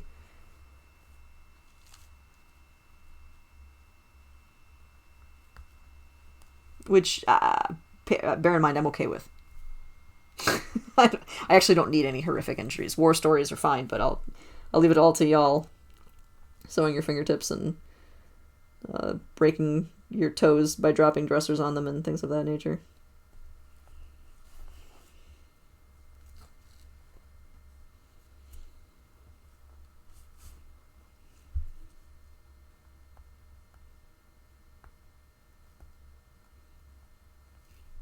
I mean, I broke my elbow once, but I don't know.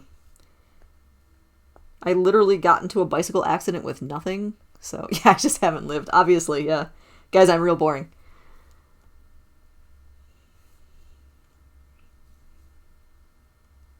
Yeah, like, I got doored once. Somebody opened the door of their car in the bike lane as I was going by, and I just hit the door and just wiped out into the street.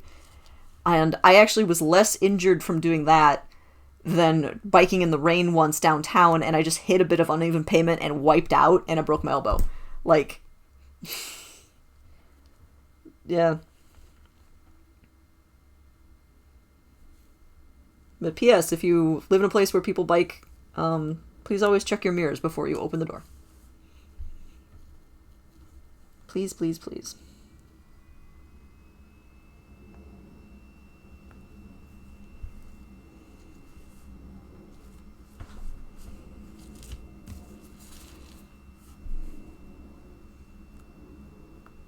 To the credit of the person who doored me, he was very nice. He stayed and filed the police report and gave me and ate half a chocolate bar with me. I was the one who had the chocolate bar, but we shared it because we were both having an adrenaline ebb, and it was a day. So I just wish he checked his mirror, you know.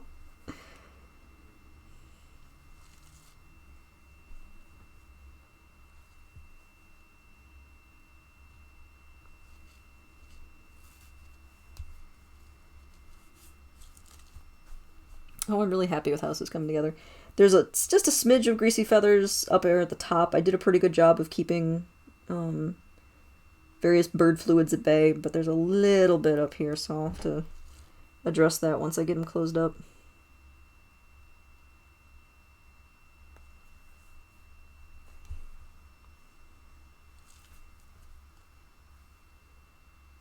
Which we are almost there. Ah! I keep catching this lower beak. Actually, no, I think that was the entire beak I caught. Regardless, I keep getting it caught on the head. I have that. Yeah, that's stuffed enough. This is my last shot to make sure if I have to add anything. Oh, geez, you went over the hood of a car twice? Well, congratulations on your survival. Twice. Yeah, no, you gotta look. Both parties here have to be paying attention. The cyclist needs to actually, like, follow traffic law, because you're traffic, and cars have to be aware that, you know, bikes are out there and are of a different size than cars, and so you have to be looking for a different thing. So, it's a team effort, everybody. Coexist. Okay. That is my last stitch. Is that gonna sit nice, or is that gonna be weird? Okay, I can fix that. Alright, so I just have to tie my knot. And then this burn is sewn up, which is good.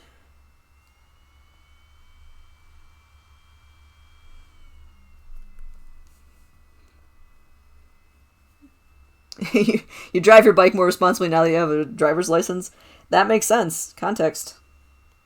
It's as if one knows all the laws, maybe you're better at adhering to them. Crazy.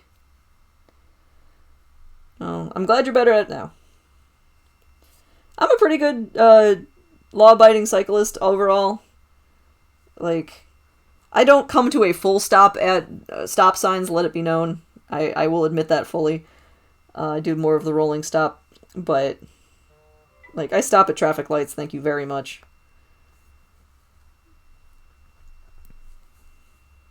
Alright.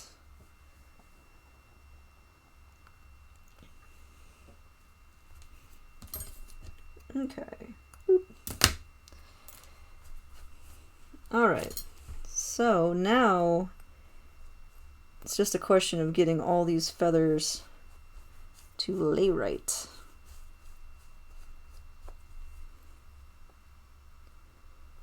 What are you doing, buddy?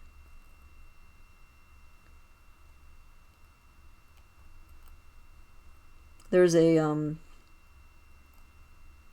there, you know.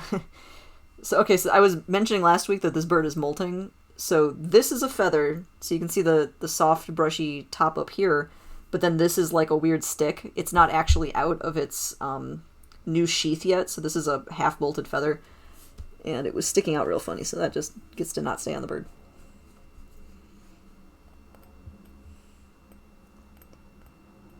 I don't need to put up with funky ones. Oh! Yeah, so knowing the laws and then also understanding how easy it is to not see the cyclist. Yeah, totally. Man, it's as if experience makes you better at things. Oh.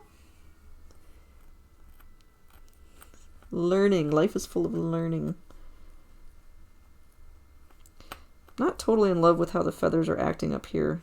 A little meatball. Blah.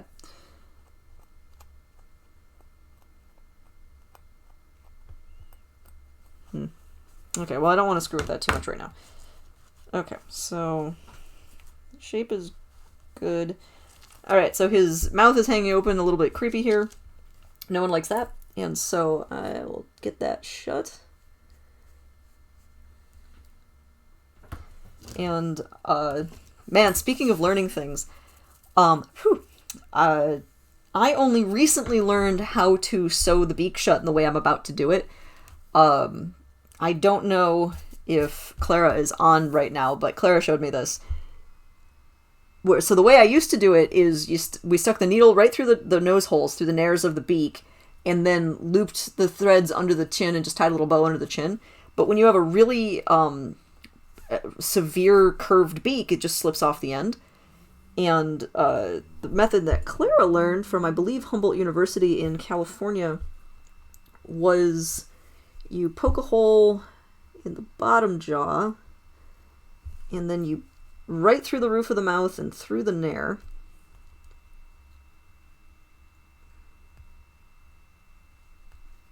So you can kind of see it coming out of the nose there. Boop. And then back down through the other nair, through the roof of the mouth, and through the bottom jaw.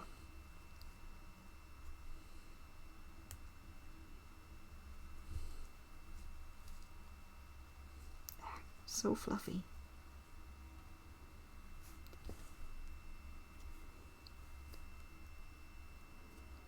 Actually, I only need one thread. I have a double threaded right now.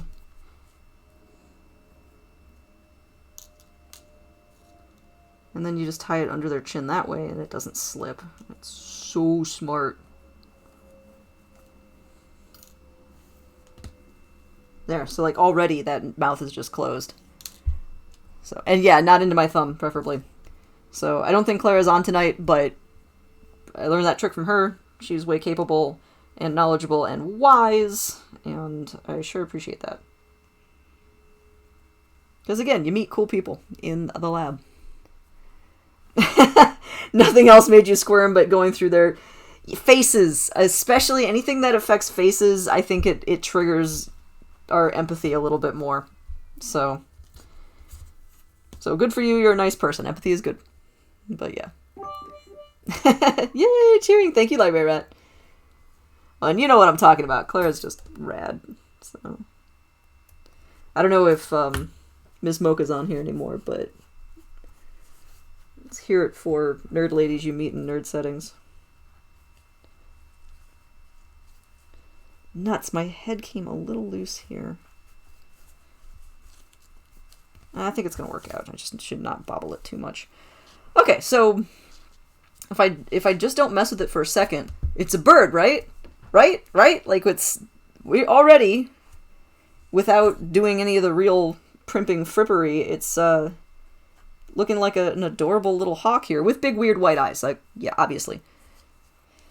Because again, I'm not paying for beautiful handcrafted glass eyes if it's just a research specimen. The scientists know it's dead. They don't need to be impressed. Okay. And then the wings, let's see. Yeah, the back is just looking pretty good. Get that in the right spot. Okay, so I'm trying to get the back feathers to lay nicely, which they already pretty much are sitting where I want them, so I'm pretty happy with that. Push these in. Yeah, so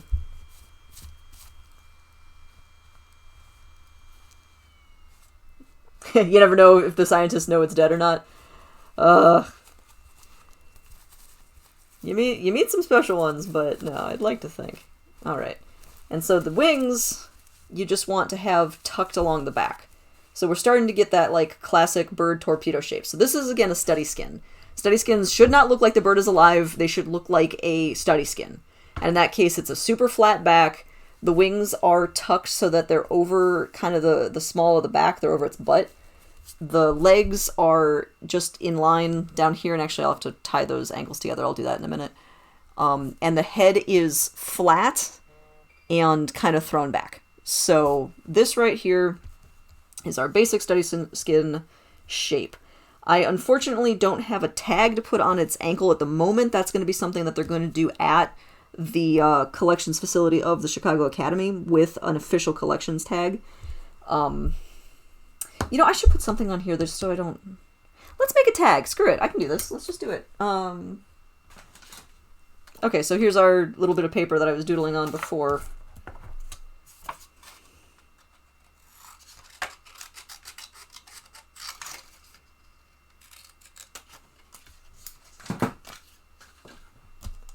I'm a capable artist. I can make my own tag. Right?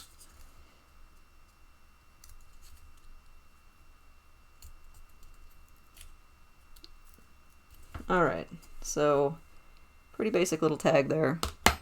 The dog paws. I can do this as the tag. What does it mean? Those are so funny to me. I'm like, sure, no, take my $1.70 or whatever they wanted for the box of 500, but no. Okay, let me tie his feet together while I'm thinking about it. So this is one of those little steps. You tie the bird's feet together so they're in kind of a cross shape like this, just so they don't, like, wobble. Can you use a Christmas tag? You guys! Everybody's got all these ideas. I could honestly do anything I would want, any sort of tag, as long as it's removable, and the Academy could do whatever they want with it. So yes, I could. Shard Mom, where am I going to store this so the kitties don't get it? A fantastic question. I will be storing this out on the public landing in the back of my building. So I live in a 3-unit house, I guess, on the north side of Chicago.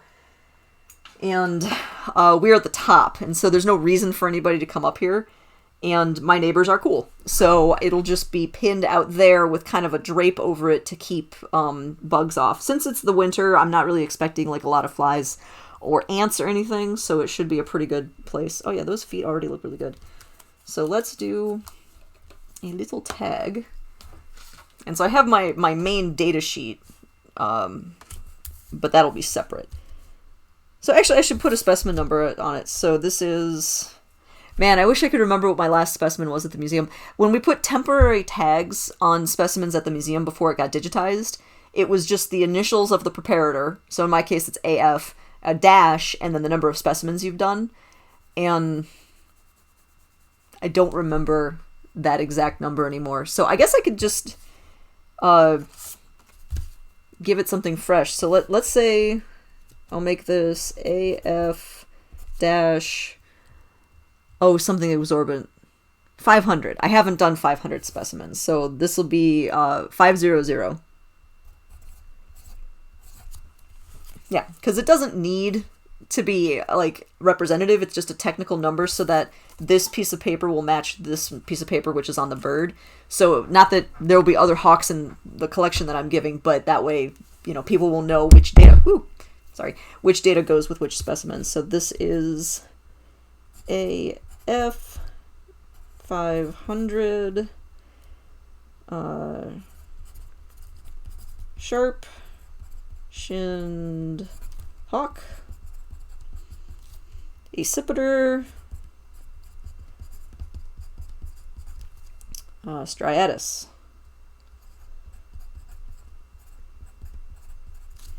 Okay. And, oh, I never put the date on here. So I started this last week.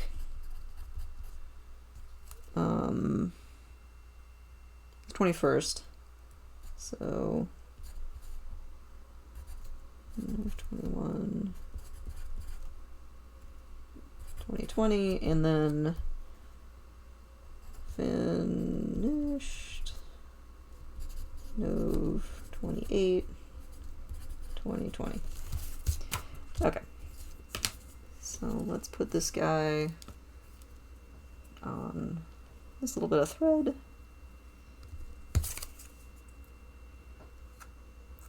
Yeah, getting them tagged and everything is just good. That's good housekeeping. You know, you don't want to forget. And I do have a couple of birds who look similar. And so not this one again, but the other, like the little sparrows and warblers that I have. I definitely want to make sure I have them labeled correctly. Okay.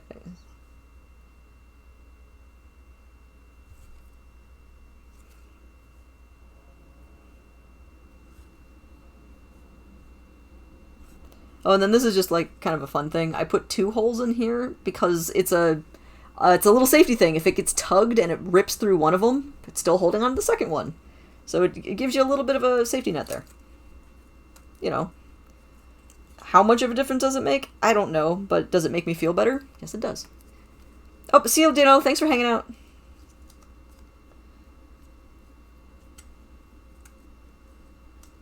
Okay. So I got my little tag.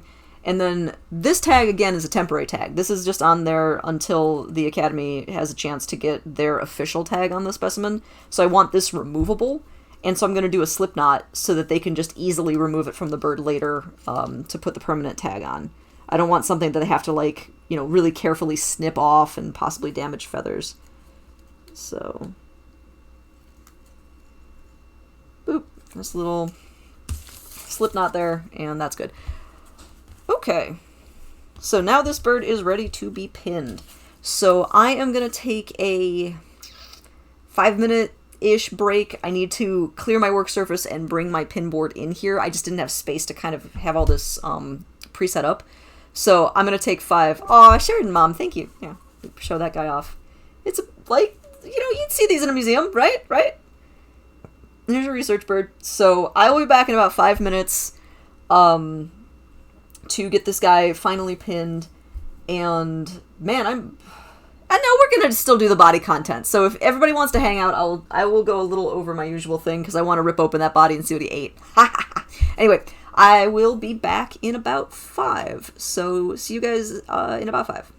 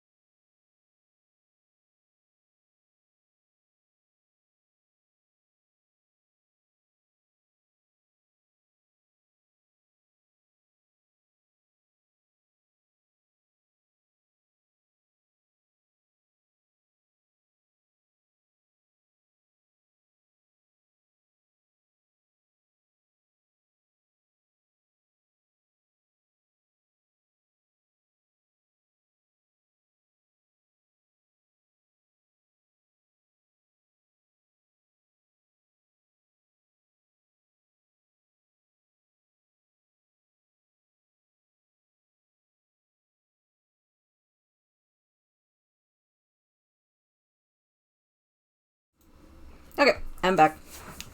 I left these on here so that you could see them because I thought people would appreciate it. So for anybody who watched the sheep skull, this is the hyoid process that I pulled out of its tongue. And it didn't dry perfectly. It dried hilariously. I've never done one of these before, so I in hindsight, should have done a whole lot more support.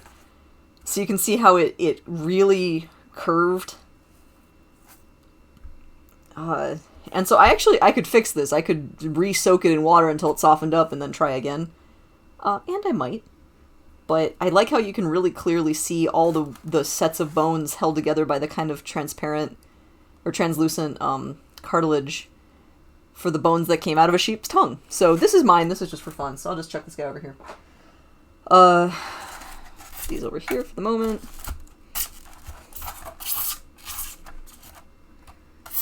A little wiggly. Okay. And then for anybody who watched last week, I have the radius. So one of the hawk's wing bones, the bones from up here, had this weird thickening in it, and I don't know why. And so it was easy enough to just remove the bone and preserve it separately, so I've already got this nice and dried. And I made a quick label for it, but I'm actually... No, I'll probably just keep these together. I just had this separate label. So now what I'm going to do, though, is I'm going to add the specimen number to it, since I've decided it has one. So this is AF 500. So now the specimen number links it to the completed skin, even though they'll be stored separately. So this guy, I can put it over here.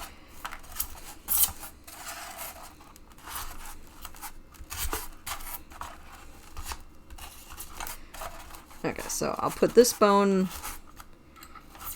here. I'll probably put it in like a little container of some sort when I actually give it to the museum, or even just a Ziploc baggie. That's probably what it'll be. I'll put this in the 2 data points here in a Ziploc baggie, probably along with the main data that I took from the hawk, so that they're all just sort of together.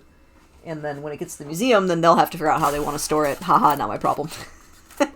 The answer is going to be in a nice little glass vial, I'm sure, but you know. Okay. So I have my board. So this is literally just styrofoam that was in some shipping box at some point. The point is it's going to give me a nice surface that I can put my hawk on and put pins around it to kind of shape it. Wow, this guy is actually bigger than I thought he was going to be. He just barely fits along an edge, so I'll just put it along an edge. A habit not to get into is to put your bird right in the middle of your workspace. This also applies when you're using cookie cutters to cook out cookies. So, Chardon Mom, you'll remember teaching me this. If you rolled out your dough and you have a cookie cutter and you plap it right in the center, you're not necessarily going to get the best use of the space of all the dough.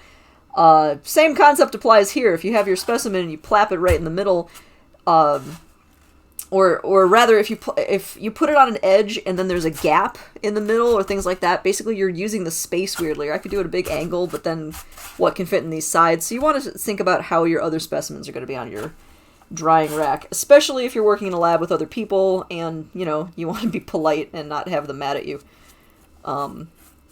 So, in my case, it's just me. So, like, if I really tick me off in the future, I can change it. But... it's good to stay in practice of not being a jerk.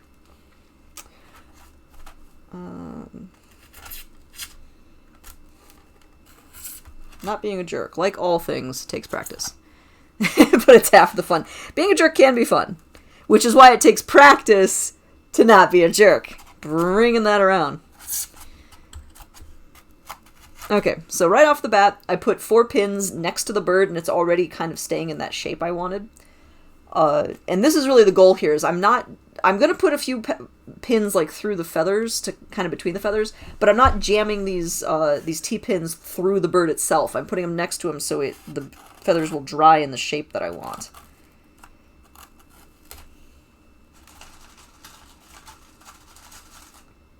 These are a little shorter than I'm used to. I usually am a little bit. Are the pins special? Not exactly. These are T-pins, so they have this little top. They're good for any sort of project where you want to really be able to grip the top and pull it out. So if you have like a ball pin, you know how sometimes the ball will actually come off? They wear out and they come off, and then you have just a straight pin that's harder to grip. The T-pins are just easier to always be able to grip. No, the hawk will not have holes in it. Well, I guess it already has one big hole, but I fixed that. I worked real hard at fixing that. Yeah, because, like, you guys can't tell that I cut this thing open, right? Like, yeah, there's a big old incision all through there, but look how fluffy he is. And I haven't even tried to get all the feathers to lay right. That's going to come next. Right now, I'm still working on just the technical kind of shape of the whole thing. I will put one pin right here by the legs. That means it won't slide up and down. Switch sides. Let me move my microphone. Sorry about that. But now you guys can see his adorable little face.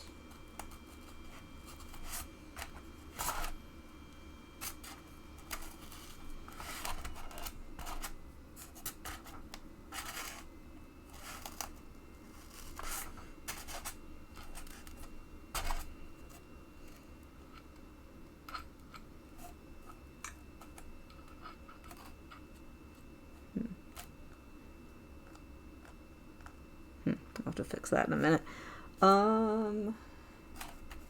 Yeah, I do want the head farther back.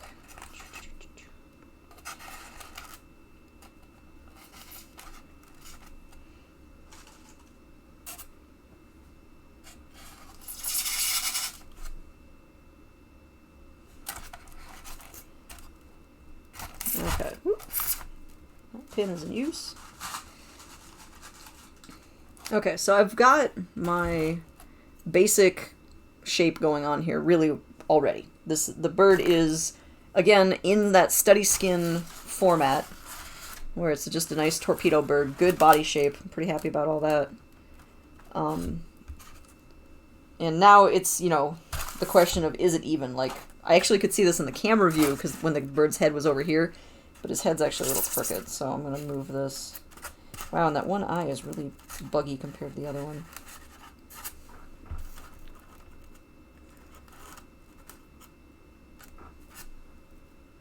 Well, it's a little buggy. That's fine.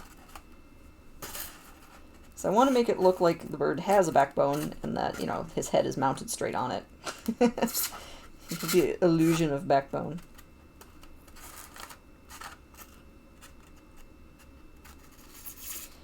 You always want to pin the head in place, even though you think the bird is just going to lay there, because as it dries, it will actually start to shift around.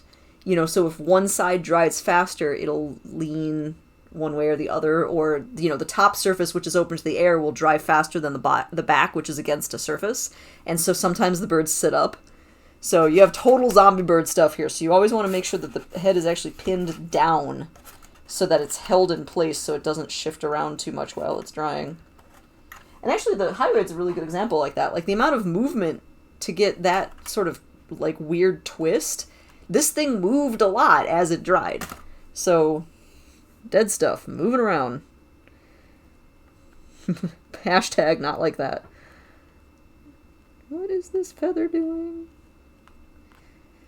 Okay, so now I'm into the point where I'm going to start getting nutty about trying to get every feather to lay exactly where I want it to be. Whew, this can be a long dark hole that one falls into, so I'm going to try to not draw this out too much. Oh yeah, them poofy pants, right? Yeah, you're totally right. I want my bird's plumage to be even. I want it to be representational. I want it to look like the plumage would on a living bird. So again, the people who are researching it have as much data as possible about what this bird was like when it was alive. And I want it to not be sticking out in weird places. You know, so I wouldn't want the wings to be floppy because then they could catch on other things. You don't want a foot sticking out because it's got those big claws and they might catch on stuff. So I'm going for something that is accurate as well as kind of condensed And I just have to know when to stop. That's always the tough one, is because you kind of feel like you could just play with it forever. You know, oh, if I just spend 10 more minutes moving this bit around, maybe it'll look perfect. Like, oh, don't do that to yourself. Therein lies sadness. I've got a little bit of weirdness on these chest feathers I'm not totally happy with, but I think I won't play with that too much because they actually look overall like I want them to. Is this wing coming up?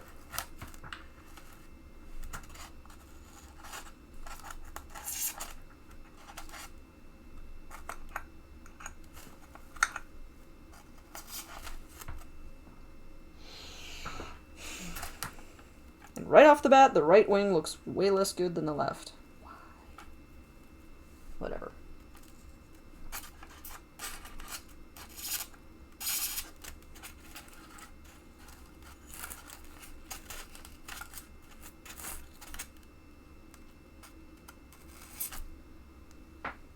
That's actually not bad. Okay. Here's my probe.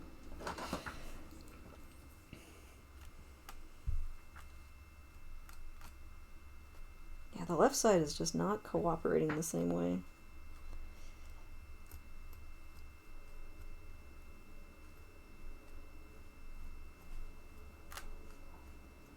Like, you guys can kind of see there's a weird, like, pit here.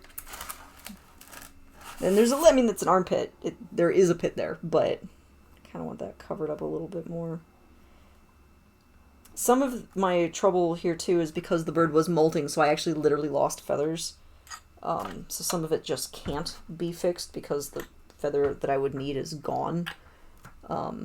Which is another reason that you don't want to just dwell too long, because sometimes it's literally not fixable with the state of your bird. And if your bird is molting, it can be a thing.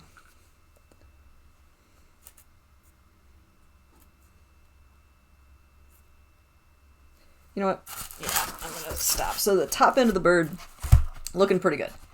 I've got these nice lines, you know, so these are classic field marking, is you want these nice bars along the you know, these vertical lines along the neck, and then this barring across the torso. I think I've got that pretty well. So let's deal with some poofy pants here. Poofy pants, again, technical term.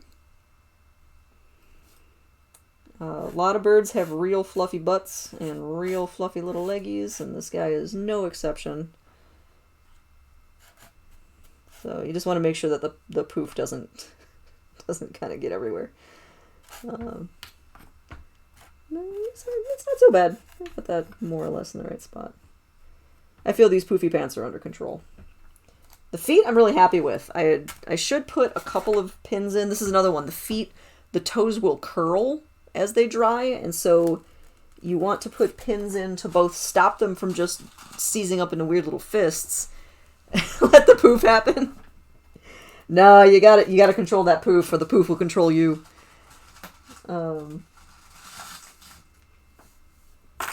So I just want to have some pins in here, even though the feet are just laying exactly the way I want. I basically put the pins in so that if they start to change, they won't undo how great it looks right now. So I'm real happy with how that looks. Yeah, so I basically haven't changed anything, but this way, if they start to move either direction, they'll hit the pin and hopefully not change too much as they dry. Geez, the tail just laid really nice. Let me just take a minute and talk about how happy I am with this tail. When it was in the bag, the tail had gotten slightly bent to one side by being, you know, mushed in a Ziploc baggie. But as it's dried, it's actually straightened out really magnificently. So the feathers look really, really good. And that's a field marking too, to make this or to demonstrate that this is a sharp-shinned hawk and not a Cooper's hawk, because it has a very flat end to its tail instead of a big, like, rounded bit. So, yeah, okay, I think he's pinned. So I've got my label here, which I'll put a pin in just so it doesn't flop around. Actually, I put it on the other side, so that's more space efficient.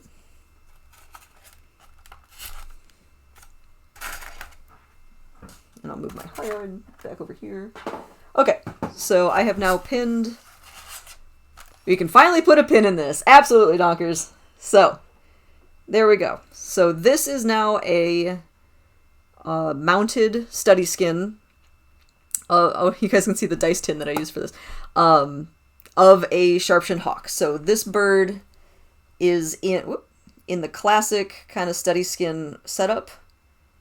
And, you know, it's got its data tags of various sorts. And so, yeah, now this will take a week maybe to dry, depending on if it rains this week.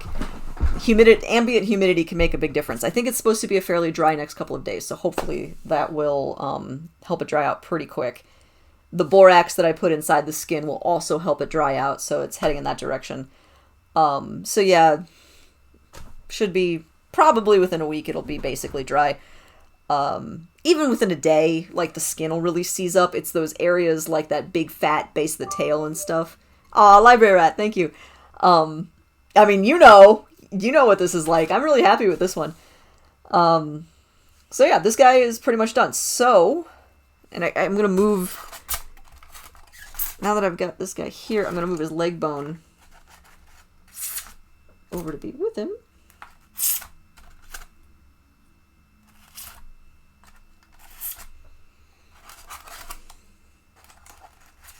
Okay. So there, now I've got the leg bone with it.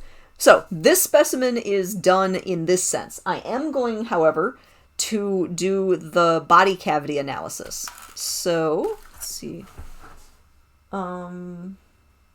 Actually, I'm going to run this.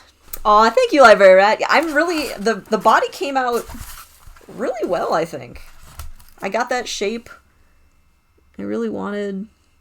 And he's not too big-chested. I think it's a pretty good representation. Yeah, no, I'm really happy. I'm actually going to AFK for, like, Freckled Chemist. Yes. Frecked Chemist. Yes, I just finished stuffing this bird and pinning him. So you can see the pins are next to it because it's actually holding the shape. But yeah, I just finished stuffing him, just finished sewing him up. Oh, here, you can see his weird cotton eyeballs. Creepy cotton bird eyeballs. Yeah, we still don't know how he died. He was found moments from death in a somebody's driveway. So, well, of course he has no eyeballs. They rot. I took those puppies out last week. Yeah.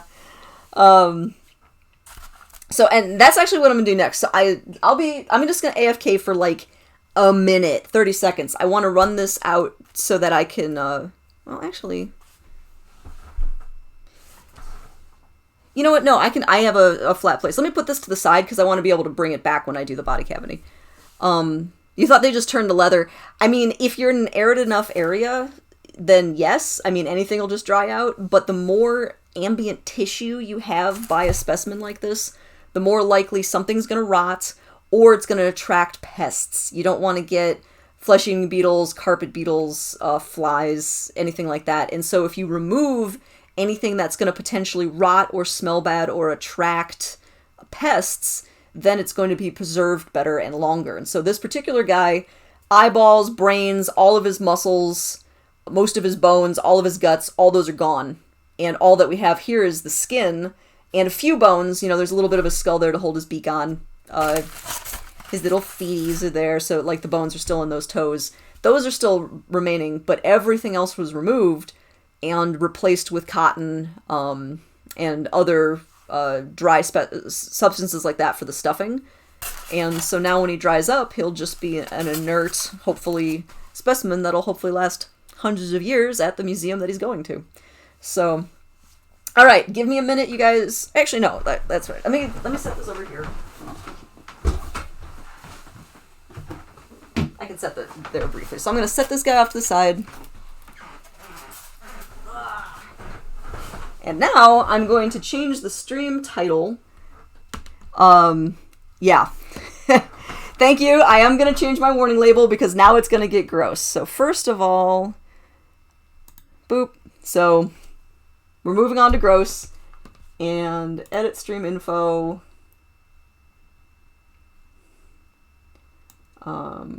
I think guts. Totally gross. Okay. can type. It's cool. Also cool. Done. All right, thank you, Donkers. So I've now updated the stream information. I've now updated my warning, and so now things are about to get gross. Yeah, Frecht Chemist. I don't have the licensing to be able to own a bird of prey. I am on the salvage license of the Chicago Academy of Science, so I can get them salvaged birds that are found already dead, and get them to be used as research specimens. So that's where that guy's going. Okay, so everybody, if you're not familiar with this, it's about to be gross. So I will be taking the skinned body and dissecting it to try and figure out what the bird last ate and if it's male or female. So, okay, Frecht Chemist is ready. Everybody else just, I don't need to surprise anybody. Evelyn Rose, yes, you're right on time. And so for people who've been watching me do this, the whole time I was taxiderming this bird, I wasn't wearing gloves. I just got gloves out. The reason why is I'm about to get into, like, intestines, you know, and stuff like that. Hello! And so I don't need that under my nails, and there's just a higher chance of lots of bacteria, pests, things like that. Hypothetically, if it had any, like, intestinal parasites... Aw, thank you for the subscription, Evelyn Rose. I appreciate that. So, you know, for this set, I have gloves. It's more of a ick factor for myself, but it's also just, thing. Oh, so Fractimus, you brought friends. Oh, well, thank you. I really appreciate that. Well, then you guys are just in time. It's about to get super gnarly. So, again, in here is the skinned body of the hawk that I just finished stuffing, and I'm going to dissect this to figure out its sex and potentially how it died. So, and I should move my computer mouse out of the way. All right. All right, so here's our little friend. For any Americans in the audience, we just celebrated Thanksgiving. It totally looks like a small turkey. Hey, thank you so much for the follow. I love the fact a bunch of you guys came over. Thank you. And so, yeah, birds all have a... Oh, yeah, oh, this is a sharp-shinned hawk. They're so teensy-weensy. Hey, guys, thanks for the follow. Okay, yeah, so for anybody who's coming on, it's about to be a little gross. It's not blood gushy gross, but there's guts, so everybody get ready. Yeah, they're different kind of stuffing for the holiday season. So, questions that people often wonder. What are all the little bits all over the body? This is wood shavings. When I start the skinning process, I will put wood shavings on as I'm working because it absorbs moisture. And so I don't want blood and fat and moisture from the muscle getting onto my nice feathers. And so I put wood shavings on here, and that's why it looks very dry. So that's what's going on there. Here's my mystery. So again, we don't know how this bird died. This is room temperature. I thought it out this morning. Good question. I don't know how this bird died. It was found by a member of the public in someone's driveway underneath a basketball hoop, but no obvious sign of death. I didn't find any obvious trauma. You know, if something's hit by a car, I often see damage on one side. You know, there's hemorrhaging, there's broken bones, things like that. If it hits a window, I'll see the concussion. You can actually see the blood pooling around the brain, things like that. So I didn't have any really obvious things here. The one thing I do see on the body is, okay, you guys can kind of see, where's my poking stick? You can see this dark area here. That's unusual. I don't know what this is. Did I save the brain? Oh, heck no. Brains go bad really fast. Brains are mostly fat, so they just smell bad. Smiler, that's what I'm worried about. Birds of prey are often incidentally poisoned, especially around Chicago because of rodenticide. They'll put out rodenticide to deal with the rats of Chicago. The rats eat the poison. They're stumbling around dying. A bird of prey sees them, eats them, and then ingests the rodenticide. So I'm a little worried that this is some sort of internal hemorrhaging to get this dark area. This should be pink. It should be the same color as the rest of the muscle. So I don't know what I'm going to find there. I'm a little worried. Is it safe to do this with random dead? Public health people tell us to never touch random deads because of what they might have contagions. Absolutely! Don't touch dead stuff, you guys. Love it. Thank you for asking such a good question. So LT, yes. I do have gloves. And birds don't tend, obviously bird flu, but don't tend to have diseases that we as mammals will get, especially not from dead tissue. It's been frozen for couple weeks, things like that. And so that will kill most things that would potentially still live. Airborne issues with birds, not really. Again, like, if you have something like avian flu, if you squeeze it and you get the particles out of its lungs and you, like, huff it into your mouth, don't do that. So, like, if it's an airborne thing, or lung-borne particle thing, it literally has to be alive to issue those particles in any sort of number that you're going to potentially be a danger. So, your mom saved a turkey with CPR. Oh yeah, if they're still alive. I actually looked up snake CPR. That's a different story. The one airborne disease, this is always worth mentioning. Don't freaking touch dead rabbits. Hey y'all, don't touch dead and dying rabbits. I'll tell you in a minute. Rabbits in the Midwest and other parts of the world, look up your area, I don't know, everywhere, but in the Midwest, around Chicago, there is a disease called tularemia. Tularemia is also called rabbit fever. You can look up the CDC website on this, there's information. Tularemia, among other things, is a bacterial infection that's on their skin, and so if you fuss the fur of a dead rabbit, it releases the bacteria in a poof. From that, you can breathe it in, and then you get lung lesions. And potentially coma and death. So, hey, don't touch dead rabbits. Doing the research ahead of time and knowing before you're touching a dead animal what diseases you might get from it is a really important part. In this case, again, I have licensing that I am doing this on behalf of the Chicago Academy of Sciences. I'm on their federal license. Otherwise, none of y'all should be touching a dead hawk. That's, like, super illegal. Is it dangerous for your sister's semi-outdoor cat? I have no idea if cats can get it. That would be a question for a veterinarian. So I know humans can. I don't know how that transfers with cats.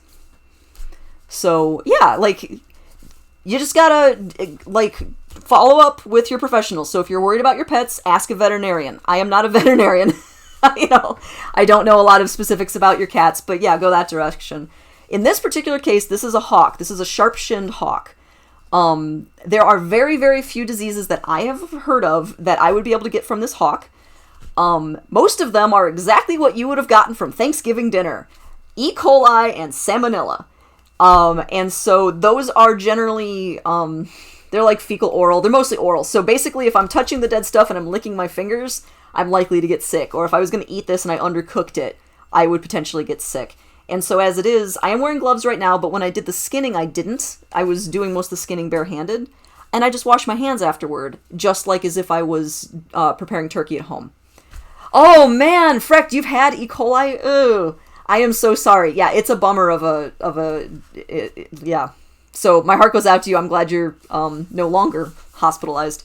I hope that was far enough from the past that the trauma has left you. But, as opposed to anti, I would go with unveterinarian. I think that works better.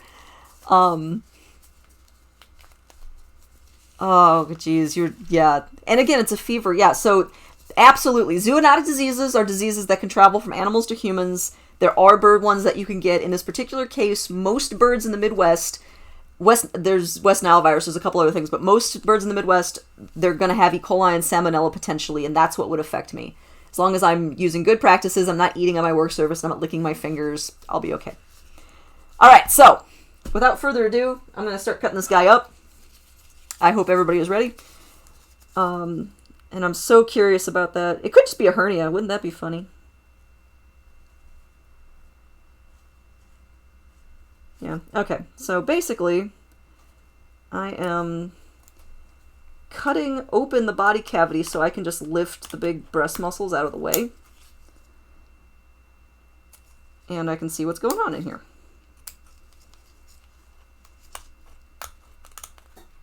I hope you guys can hear me cutting through the bone. Okay.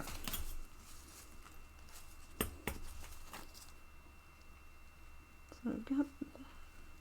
Oh, there's a perfect little coil of intestine. I don't know if I can get the light in there just right.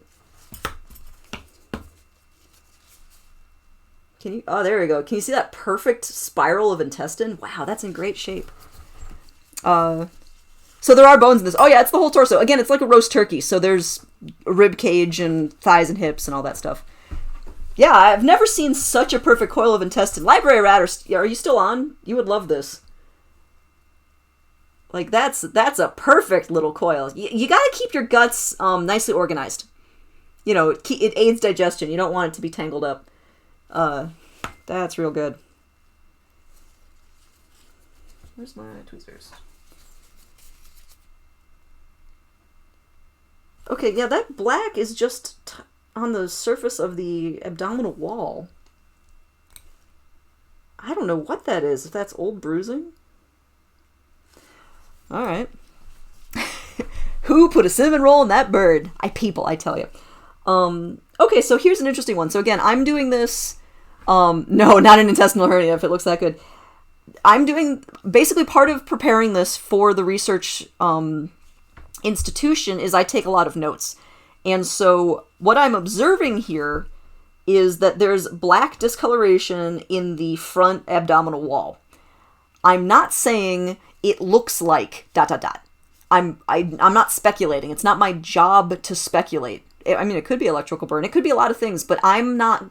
Actually, no, it's probably not an electrical burn because I didn't see any burns or discoloration on the outside of the skin. But although electrical burns are weird that way. But yeah, so basically my job here is to just the facts. I just... you don't have to take notes. I don't have to take notes. I just have to watch my Twitch. There's a way to tick off an archivist. Oh, I'm sorry, archivist. Just watch my Twitch. No. I mean, I will probably actually include that information. That would be pretty funny. But yeah, so I'm going to write down that there's black staining on the front of the abdominal wall with no obvious injuries or, additional injuries. And I don't know what it is, and I'm not going to try to guess. Boost my viewer count with angry museum professionals. I mean, whatever it takes, right? Right? All right. So let me pull some of this stuff out of the way. Alrighty. So, all sorts of good normal stuff in here. So for everybody, again, hopefully you guys can see the colors well enough. This little dongly boy up here is the heart. Oh, your dog would totally eat this. Absolutely. Probably be pretty good for him. These are the lungs. So the lungs are looking great. They're just nice and smooth, in good condition. Let's see. There's actually some abdominal fat. That's good. The bird had... Oh yeah, they have huge hearts. Birds have massive hearts just because flying is hard and they need to pump a lot of blood. Old age, I don't think so. It's hard... I am not good. I shouldn't say it's hard. I should say I don't have the expertise to really age hawks. I'm much better... Oh, it's a sharp-shinned hawk. I'm not really great at aging hawks. I'm much better at aging passerines by looking at their skulls. You can't do that with hawks. But it seemed young. It didn't have a lot of body fat, and it was molting. So it, all over its body was molting, and that sort of indicates it might have been a first-year baby. So I'm not sure, but I have a feeling it's not really old. Oh my god, if I'd done a golden eagle. Ah! I would give a toe to be able to do a golden eagle. Are you kidding me? Oh, I'm better at aging... I'm sorry, passerines, little perching birds. So sparrows, warblers, thrushes, things like that.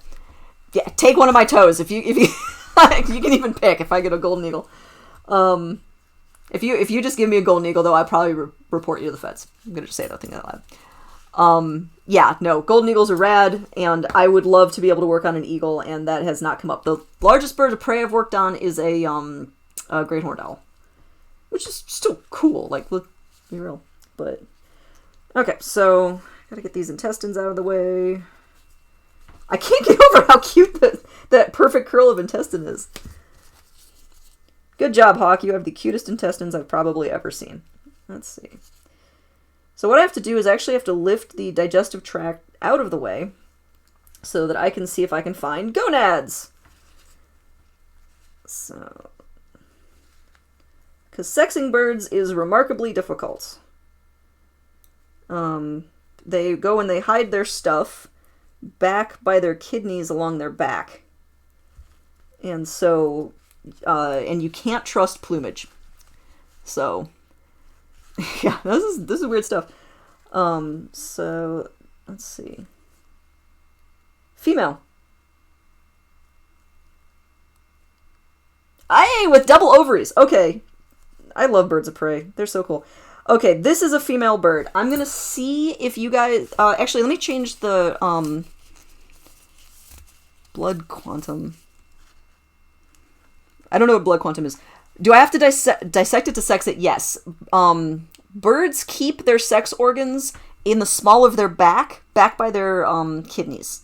And so they're way, way, way in the back and kind of hard to see. And so you actually have to go digging for them.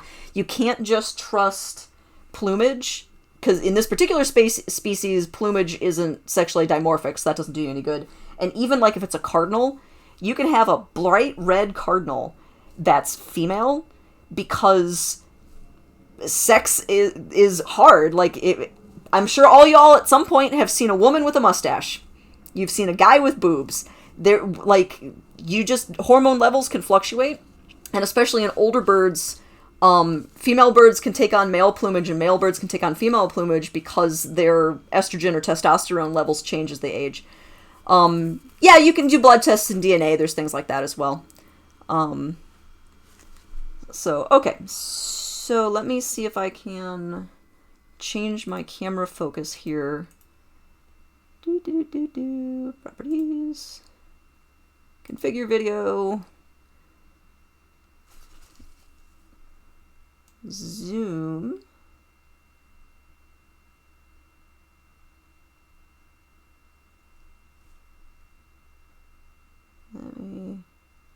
It's hard to do on the fly. Oh,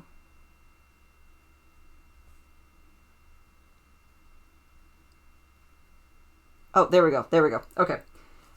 So I want you guys to be able to see this if I possibly can here. So you can see those really lovely intestines. And is my light... I think that's the best light I'm going to get. Alright, so if you guys can see this structure here that's kind of textured, it kind of looks like it's made up of lots and lots of little round balls. That is an ovary.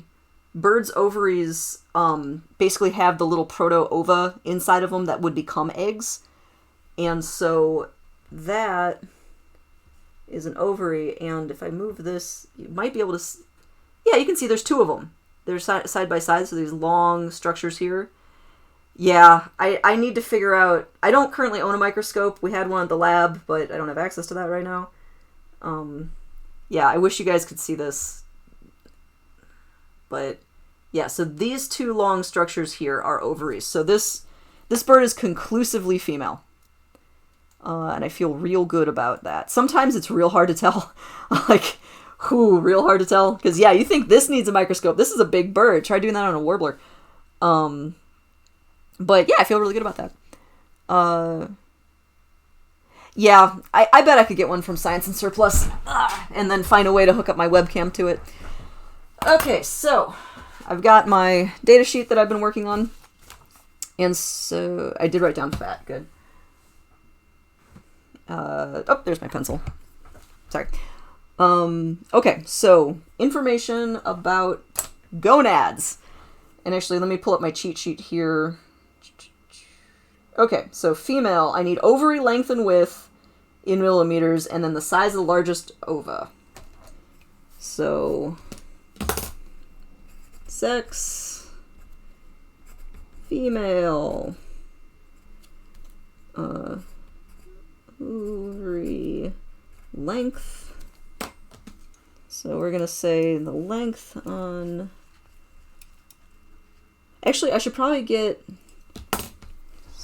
So I'm going to say this is the right ovary. I'll get the length and width on both. Usually, like with testes, you just do the one, but no, you do both. No, yes, I should get both.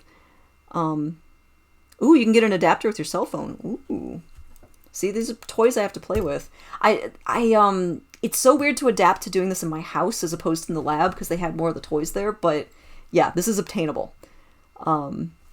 All right, Donkers, thanks for hanging out. You made this stream happen. You've been on forever, and I really appreciate it. So I'll catch you later. And you got to see ovaries, so life is good. All right. So let's get a length on this girl. Yeah.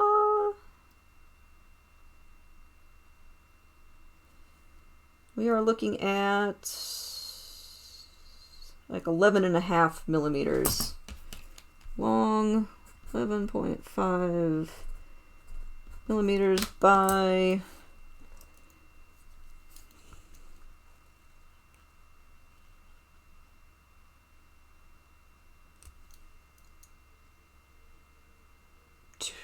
2 millimeters.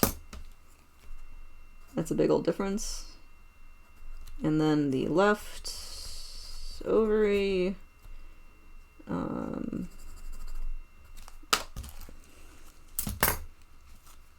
see. Gotta get the intestine out of the way so I can measure that. Oh, the left one is noticeably shorter. That's interesting.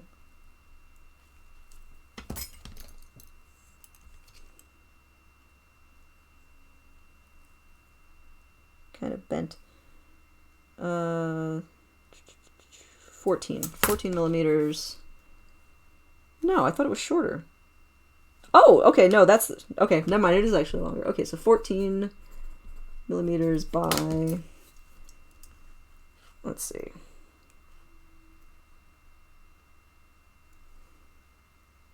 Two, so it's the same width. And then the largest ova,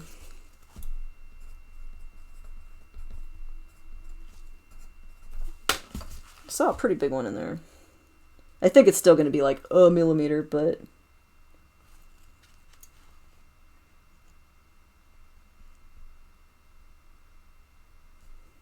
yeah, pretty much 1 millimeter on the dot. 1 millimeter. Okay. Well, that's really satisfying. Okay. It's also using like these really chunky analog calipers is very different. I miss my digital ones. Okay.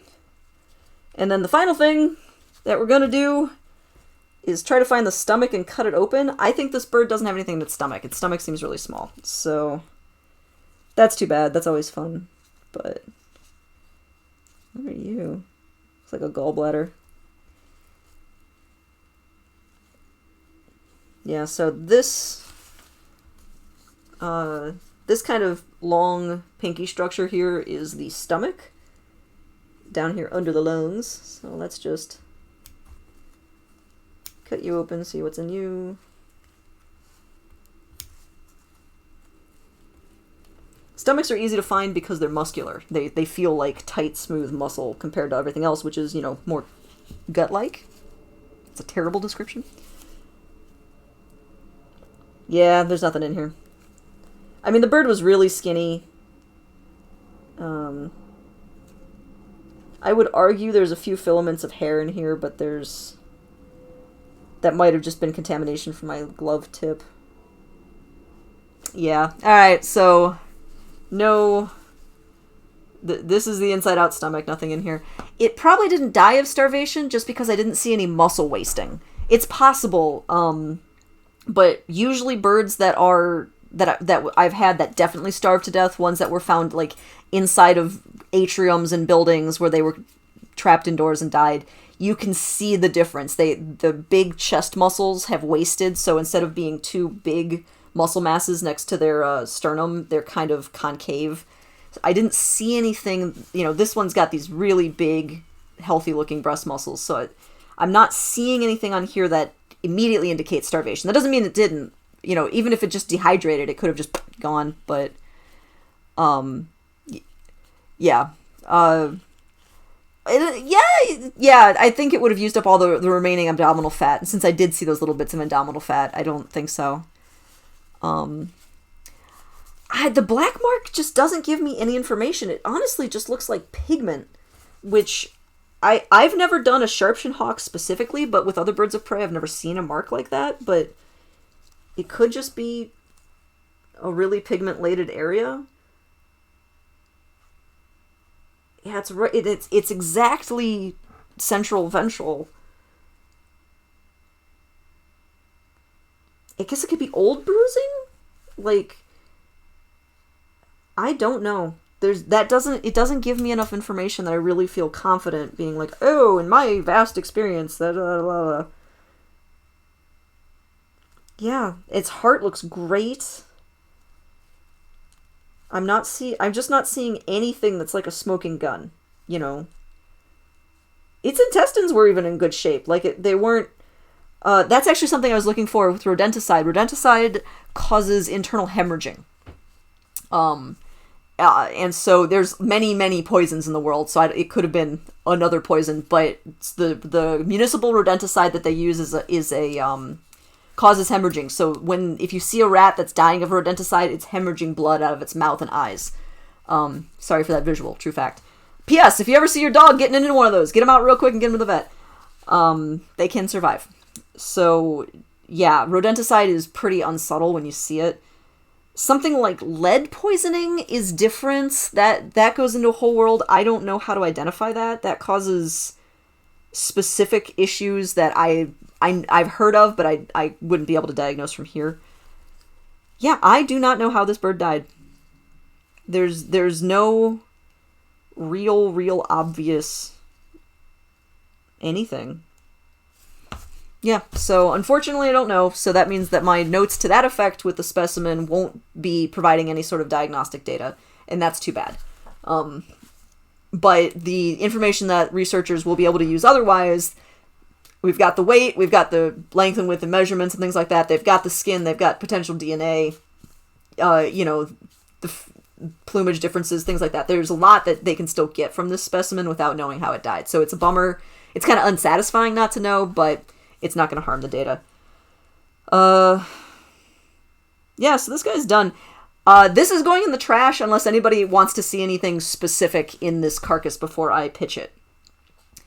If it had been rodenticide poisoning, it would be obvious. If it's the myriad of other toxins in the world that'll kill you, then I don't know. This is just ongoing data collection. This will go to the Chicago Academy of Sciences collection, and they just have a vast collection that they keep. Oh yeah, I mean, just sometimes life's a bummer. So maybe it had a bad day. Again, it's a young bird, so it might have had some sort of stressors. It was loose in the wild. It was, again, found just in someone's yard. So it's just, it also had a bad 2020. This is true. This was found in October. So yeah. All right. Any last requests to see anything specific about this guy before I put it in the trasho? I gotta give the chat a minute for everybody to type. All right, I got a no thank you. All right. So, I am going to get this guy in the trash, and then for anybody who didn't get a chance to see the actual skin, I'm going to bring that back. Plucked each bone. Oh my god. Okay, so, Frecht Chemist. I have been trying to clean a sheep skull, which has been involving picking all the tissue off by hand, and it's a nightmare. So let me tell you, no, it's real boring. So, not here. Have a good night. Thanks for hanging out for so long. Since I know you're in the Eastern time zone, I appreciate you hanging out. Okay, so I'm gonna get the skin back out so everybody can see it. Move. All right. Yeah, the beetles are the way to go. I don't have the beetles in my apartment. I live in a fairly small apartment, and so they smell and they can get out. So I don't have a way to have anything internally to my apartment. So yeah. If you guys can actually give me the name of the other person who does taxidermy, I've been trying to look around, but I can't. There's not really useful tags, and so I've just been trying to keep an eye out. So I am definitely curious. Oh yeah, no, T-pins are the jam. Are you kidding me? They're just the most useful things. So this is my bird. So you guys saw its insides. Here's her outsides. And so she is, this is a sharp-shinned hawk. This is a Midwestern, Eastern United States predator. And, Mothy Bone Lady. All right. Thank you. I will look that up. And yeah, she's in great condition. The people who found her actually reported that she was still blinking when they first found her, but then she promptly died. And so she was frozen almost immediately, to be then donated to the museum. So, library rat, thank you very much for the cheer. And so, yeah, it's just an absolutely beautiful bird. Oh, why don't the legs rot? Fantastic question. So I took the meat out down to the beginning of the tarsi, basically. The black mark was here. Let me zoom out. So it would have been right about there. So right on her belly. So down here, when you get to these adorable little birdie toes, all this is a layer of very thick, rubbery skin adhered almost directly to the bone with tendons. There's no actual, like, really vascular meat or dense, wet areas like you have in, like, a wing or things like that. Yeah, people do. The feet are pretty good fried, but you're basically eating tendon and skin when you're eating, like, chicken feet. And chickens also have different feet, but that I'm not going to go into the specific about that. But these basically dry. And so by having them kind of out like this, where they're exposed to the air, those will dry up pretty well. And this is one where preservationists have to make the decision of, are you going to potentially over-prep something by trying to get every little bit out, or by leaving it and using a system that will allow it to dry or be protected, you actually get a better specimen. And so in this case, with just the feet, I leave the bones in place, and I don't skin pretty much past the ankle, and they just dry out. So it's a good question. Not into the chicken feet. I give it a shot. American diets. I'm going on a limb and just assuming you're American. I guess I don't know that. But I will say, from my point of view, American diets don't really jive with so much of the rest of the world. I had a fantastic conversation once with a woman from Palestine, actually, talking about eating guts, because most Americans don't knowingly eat guts. Blah, blah, blah, hot dogs. And she's disgusted watching me do this, but, oh, hey, thank you. But she had actually eaten intestines, and she had eaten liver and all these things, and I'm like, no, man. So, yeah, no, it's different strokes for different folks, different things you grow up with. You know, that's one of those things where you don't have to eat it. Just don't be a jerk to people who do. Oh, yeah, no, it's a challenge sometimes to realize what other people just find delicious. And the sheep head that I have been working on getting the skull, I just bought at the grocery store. I can walk to a Middle Eastern grocery store from here, and everything's halal and it's beautiful. And they just have piles of lamb heads in the deli case. And I was like, I'll have one of those, thanks. And they're like, great, $6.99 a pound. And then I got a lamb head, and it's been a nightmare to clean. Things I'm learning from that. Again, trying to do this in my apartment in Chicago is very difficult because there's smells involved when you're cleaning bones. That's been kind of fun. So, yeah, actually, that's the main recipes I found is sheep head soup. Oh, and apparently people love the eyeballs. I can't even. Like, I respect and love that other people do that, and I'd rather not waste the animal. If you're going to kill the animal, you might as well use the parts, but also whole, right? Like, culture, it's the whole thing. I do like tongue and heart, because they're big muscles. So it's dense muscle, but it's still muscle. So yeah, those don't get to me. I just don't know if I could go for eyeballs, lungs. Yeah, I've had liver, sort of. But yeah, no, yeah.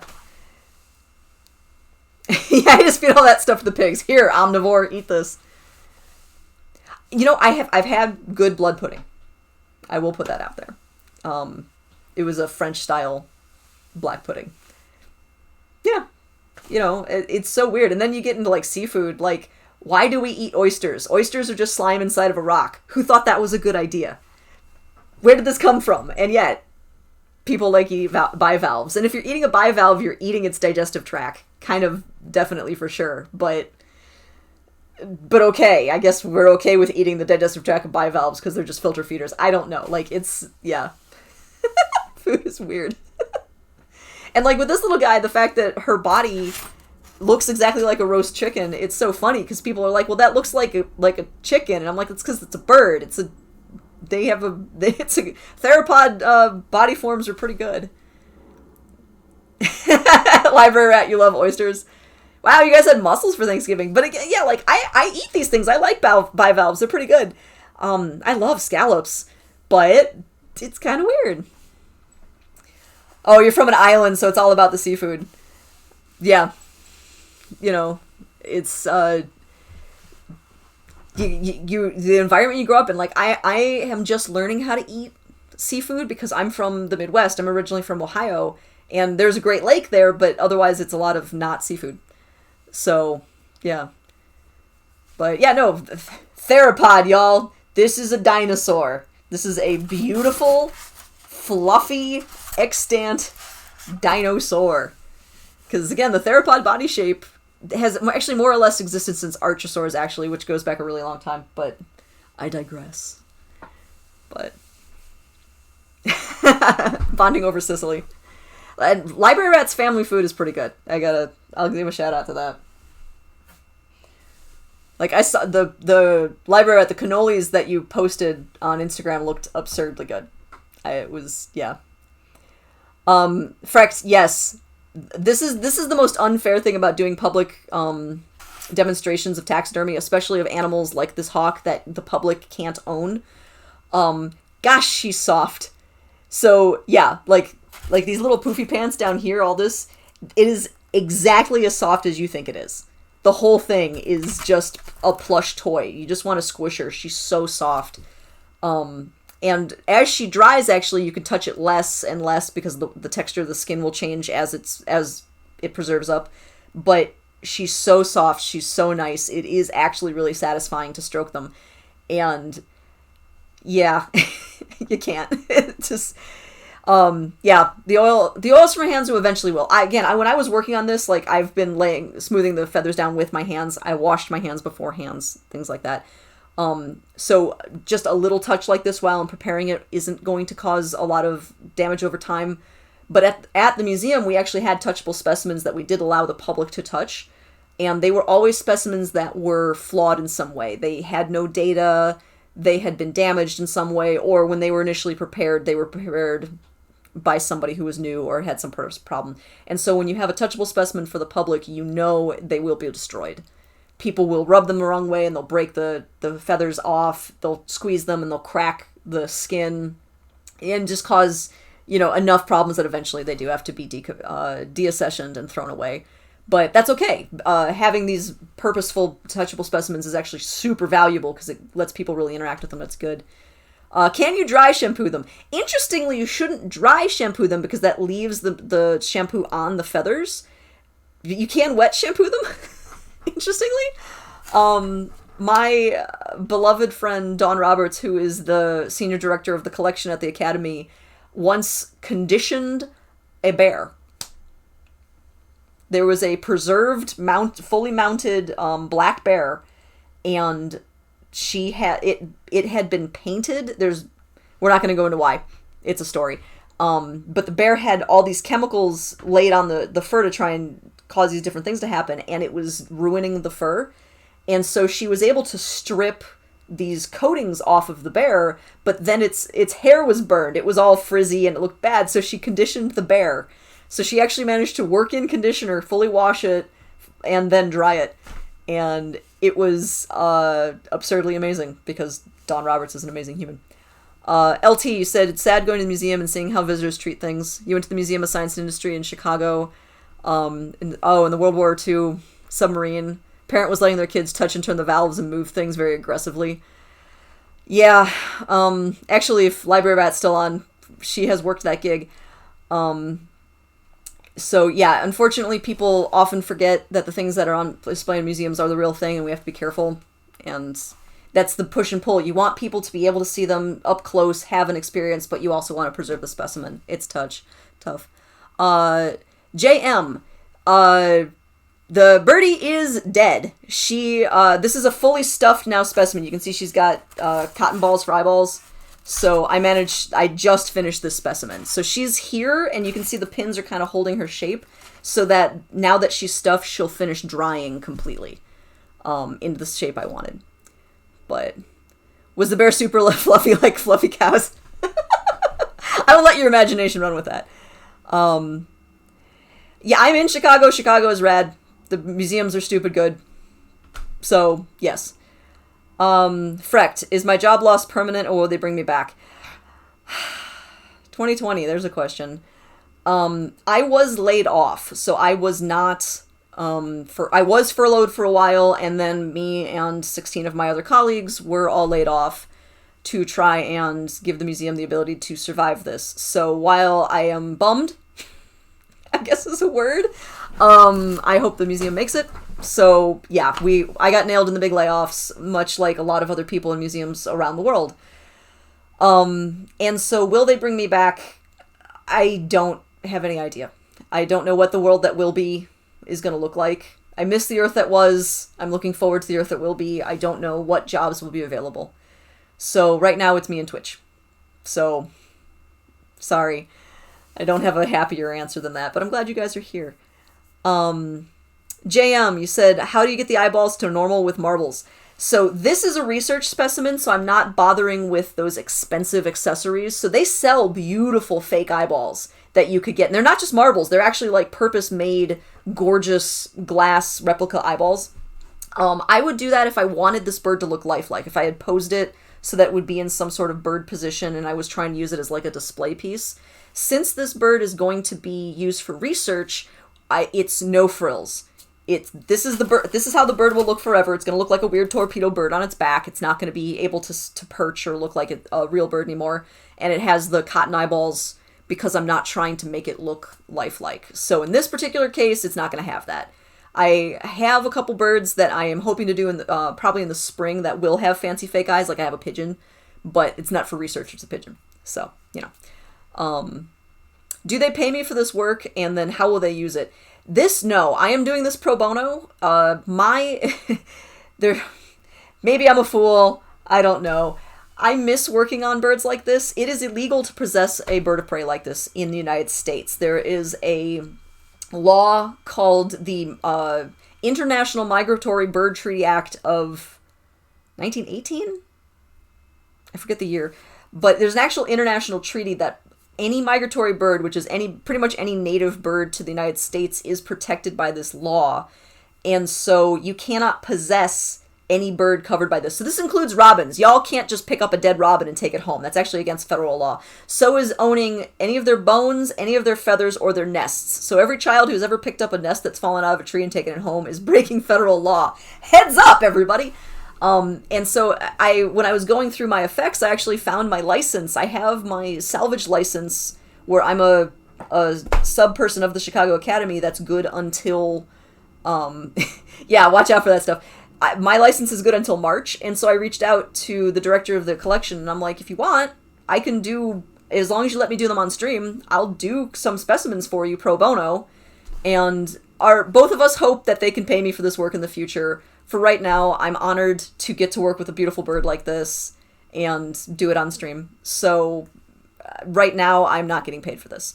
But hey, if anybody wants to subscribe to my channel, then you're paying me to do this.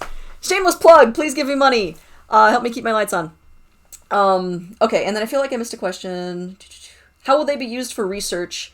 And where did I cut it to pull the body cavity out? Ooh, I will take that compliment.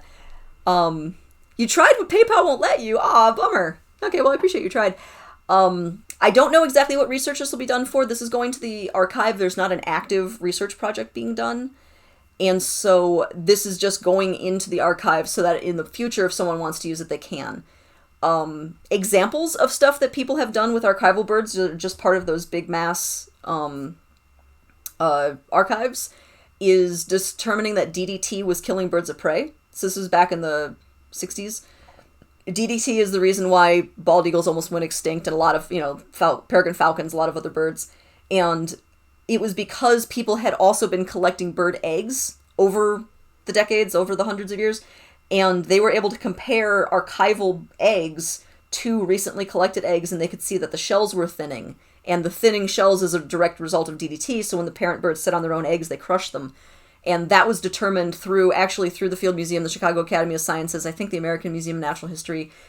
People were able to compare these archival specimens. I know there was a massive longitudinal study at the Field where they looked at, don't totally quote me on this, I believe it was 9,000 white-crowned sparrows that spanned 150 years, and were able to determine that the species is getting smaller. by looking at 9,000 individual data points, they could see the trend line changing over the decades, and white-crowned sparrows are shrinking in size over time.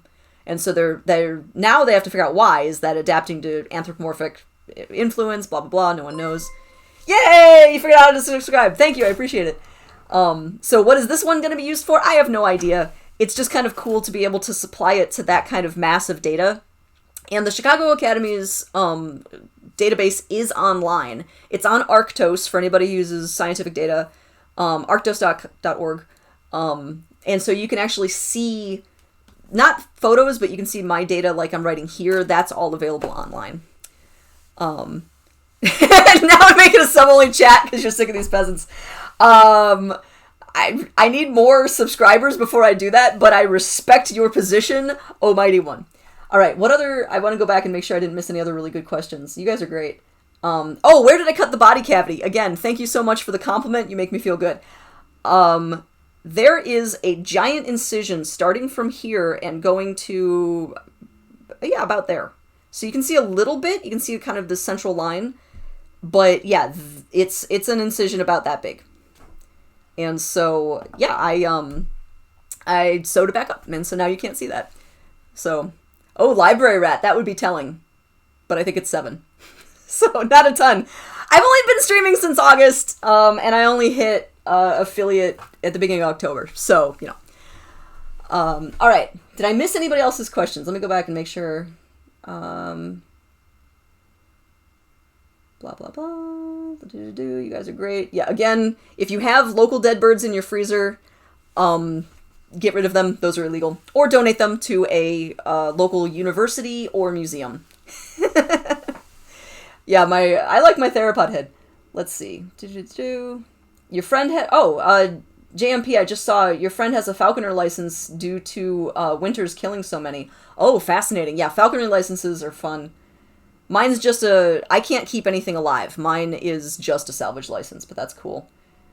Blah, blah, blah. Let's see.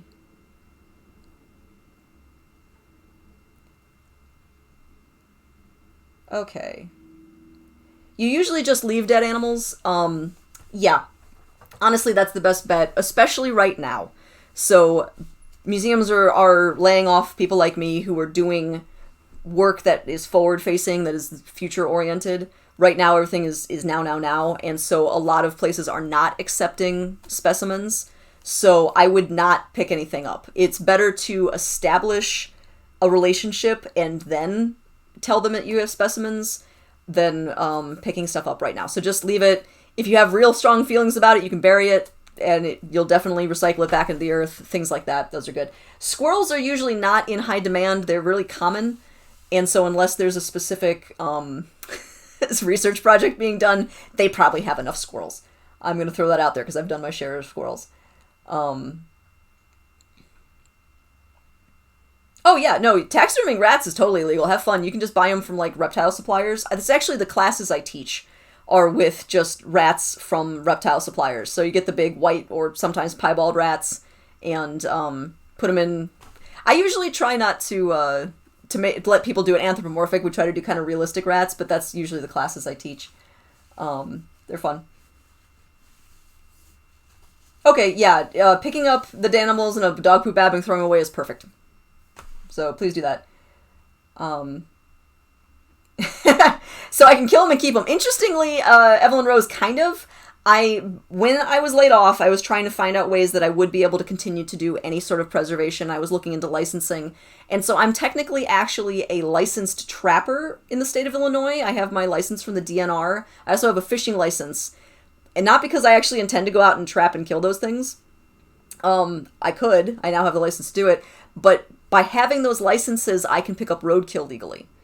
And so I still can't pick up birds. It's still, with those licensing, I still couldn't have this type of hawk, but I could pick up a mink, I could pick up an otter, I could pick up a bobcat, things like that. So I can pick up a snapping turtle. Snapping turtles are legal if you have a fishing license. I'm not going to go into that. So yeah, kind of. It's a dead thing. Let's see what else. I want to make sure I'm not missing you guys. You can take the squirrels out of your freezer too. Yeah, no one wants those. What if it dies in a funny position?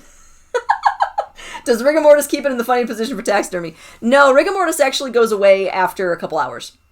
So Hollywood likes to talk about it. So you die, you go into rigor mortis as your body reacts to being dead, and various things change, and then it relaxes again. So no, you just... And when you take the bones out, then it has no bones. So you can do whatever you want with the floppy, floppy skin. Blah, blah, blah. Let's see.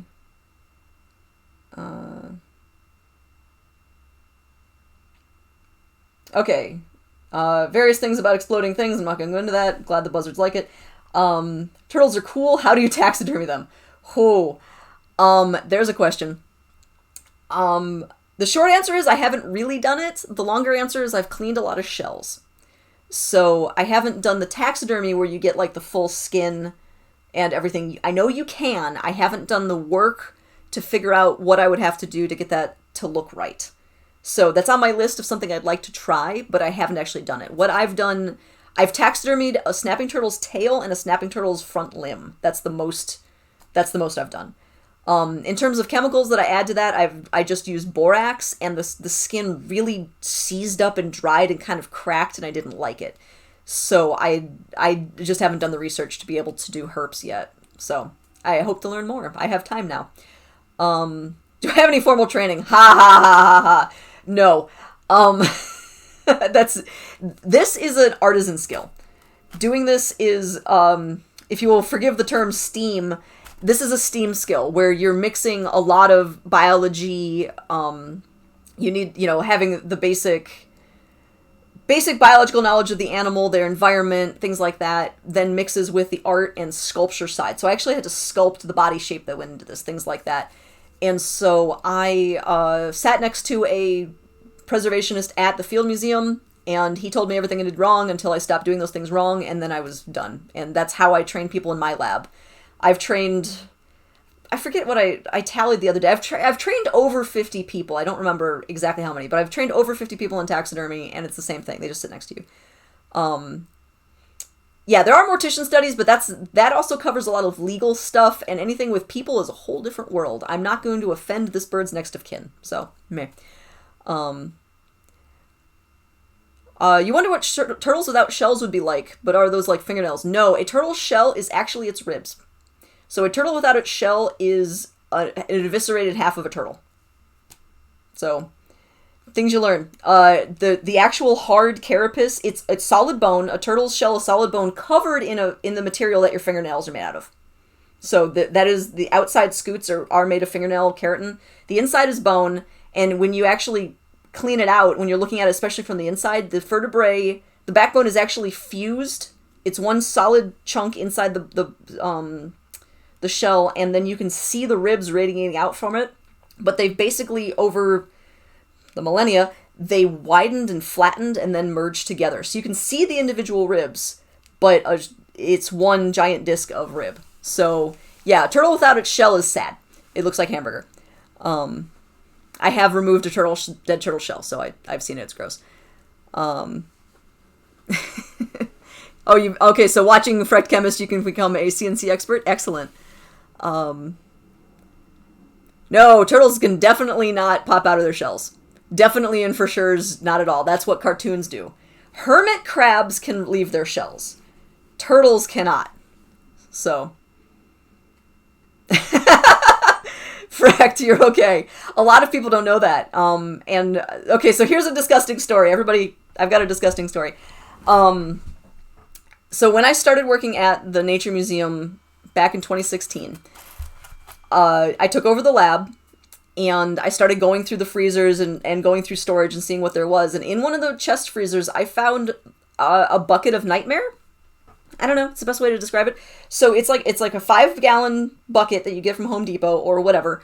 And inside of it was a stack of pond sliders, so like red-eared sliders that were long dead. Every one of them had its plasteron cut off. So there's a top shell and a bottom shell. The bottom shell is actually a modified sternum. All of those had been cut off, and their guts were hanging out and then had freeze-dried because it had been in this freezer forever. So it's just this bucket of ripped-apart turtles, and I'm like... And no data. No notes, no data. I don't know when these turtles were found. I don't know why all of their plastrons were cut off. And it would take a saw. Like, someone had to saw through these. And it was just a pile of horrible turtles. And so for the next 3 years, I think it took 3 years, I worked my way through that hell bucket. And the plastron is the bottom part of the shell. It's the part on their chest and belly. It's made of their sternum.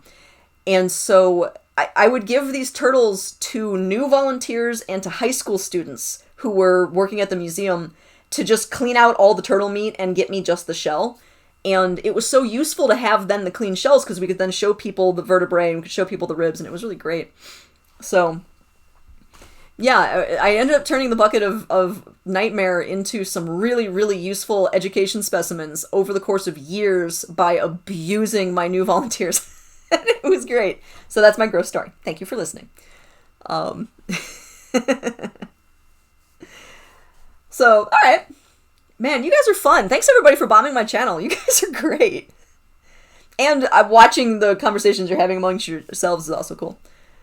Because, Freckcast, I feel like I've watched your channel. You do, not chromatic. I don't know. And I believe you're Canadian. But, yeah.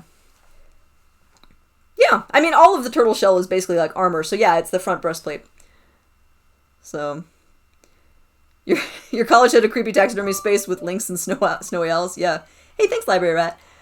Taxidermy can end up being real creepy. So, especially with certain lighting. Yeah, and like when I teach my taxidermy classes for the public and people get to do a little rat, some of them end up absolutely sinister, and it's very funny. But, people have a good time. I'm hopefully going to be teaching a taxidermy class this February. I have one set up at a local park district, but we'll see how various shutdowns and restrictions are at the time. But can I make taxidermy pets popular? Those are already pretty popular, actually. Not my gig, but no, people do it. It's very expensive, or rather it should be. If you find a cheap taxidermist, don't do it. No, people totally taxidermy their pets, absolutely. No, absolutely. You might want to look at, so if you Google it, instead of using taxidermy, use, like, full preservation, try different search terms. But no, absolutely, people do. A lot of times you don't go to a dedicated pet taxidermist, you would actually go to a trophy taxidermist, someone who usually does, like, pheasants and deer heads and things like that. They're the ones who are going to have the most practiced at doing really beautiful specimens. And I say that with all the love of my heart. This bird is great. I'm really happy with it. But it's not beautiful the way that one that evokes life is for the people who do, like, the trophy taxidermy or, like, competition level taxidermy. So those are the people who are going to potentially do pets. And so you just have to basically contact local taxidermists and see if they do that for dogs and things. So it's up to you. I personally think it's healthier to let go. I think you gotta, look at beautiful life and see its ebb and flow and accept the fact that your dog is passed on, especially because you can't pet the taxidermy, or rather you shouldn't. And so if your dog is there but you can't pet him and he's vaguely creepy and you have to keep the bugs off, I don't know. I have feelings about that. But you do you. Grieving is a personal journey for everybody. Ow, crunch. Okay, I got this. I think I wrote down... Oh, I didn't write down my note about that black mark. Let me do that real quick so I don't forget. Oh,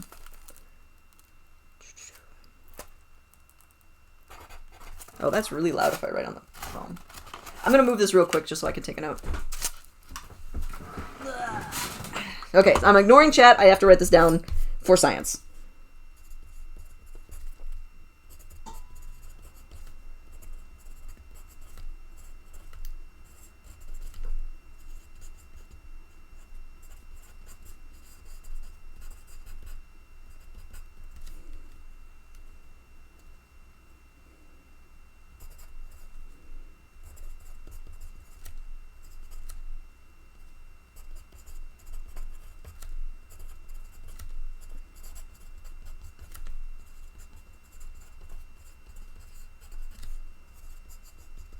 Okay. I've officially not forgotten to write down my data. What did I miss? Blah, blah, blah, blah, blah. You Google taxidermy your dog, and it's like $3,000 and takes 6 months. Yeah, that sounds about right. Again, don't hire a cheap taxidermist. And then the 6 months, yeah, some of that's going to be drying it. Some of it's also just going to be process time. If they're doing a lot of work, they'll do certain steps at different times. So they might skin a bunch of animals, and then they might stuff a bunch of animals or processes like that. If they are tanning it to make it flexible, I don't know why you would, but I'm not part of this. So, yeah, no, that sounds totally reasonable. But yeah, there you go. Family pet. Okay. Yeah, and can you imagine doing that with, like, a golden retriever? Like, if you're doing a little tiny, like, Shih Tzu, but, yeah. Juno's just a good name for beloved pets, apparently. Oh, yeah, you could just do, like, a dog rug. Nah, I don't know, a little creepy. Does the drying have to be done at a controlled rate? You're getting into areas that I don't know as much about, so I can speculate wildly, which I'm happy to do. Because, again, I usually work on birds. Mammal skin is thicker. And so a dog, especially if you're doing a big dog, is going to have really thick, dense, moisture-laden skin the way that a bird doesn't. And so I don't know. I'd have to imagine you do want to have a somewhat controlled rate to prevent cracking and things. But I almost wonder if they actually tan the dog, because then your tanning it breaks down proteins, but it's also a drying process. So yeah. Oh, they freeze dry them. Oh hell, that's easy. Yeah, freeze dry. Okay, actually that makes a ton of sense. So freeze drying is great. You still want to take out a bunch of the guts so that it's just not extra moisture. But then, yeah, if you freeze dry them, then they get skin that's made out of astronaut ice cream. And, oh god, I am not going to Google pet taxidermy dog. Oh, that would make me cry! Like, crap taxidermy alone, craptaxidermy.com is great. I mean, that's already bad enough, but when you know somebody cared, oh, I don't know. That's hard, you guys. So yes, in conclusion, you can definitely get your pet taxidermied. It's definitely a thing, and you just have to be prepared for what that's going to mean.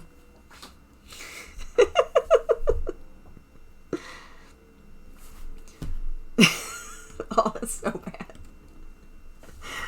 Okay, well, then, my beautiful humans, I think on that note, I'm going to wrap up for the night. I got to get all this stuff cleaned up now that I've finished with the hawk and get rid of the carcass and things like that before I go to bed.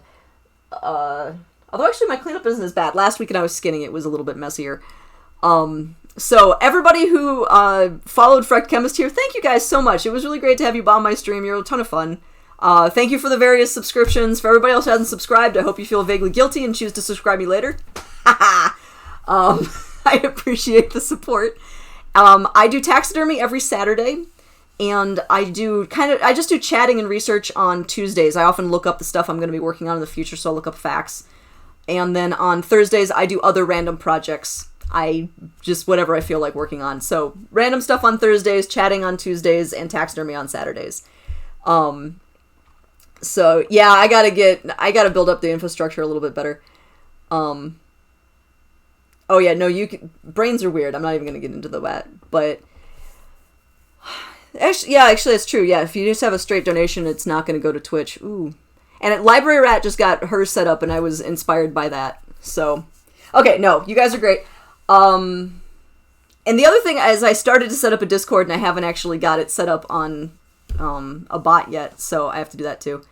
All right, guys, I'm going to bed. You're too much fun to chat with, but I need to clean my entire workshop before I let my cats in here, because they are going to come in here and sniff everything.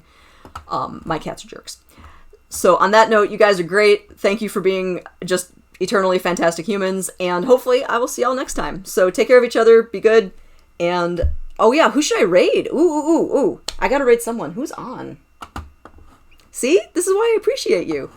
Who do I know that's on? Oh, Library Rat. There, that's my Discord. In my nascent, tiny little Discord. If anybody I know is on. Last miles. Let's look at this.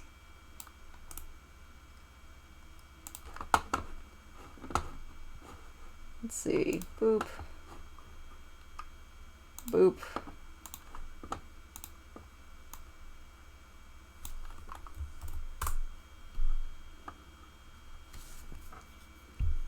Loading, loading, loading. I do not have the world's fastest. Library rat, you're my bot. You're my mod. It's like the same thing.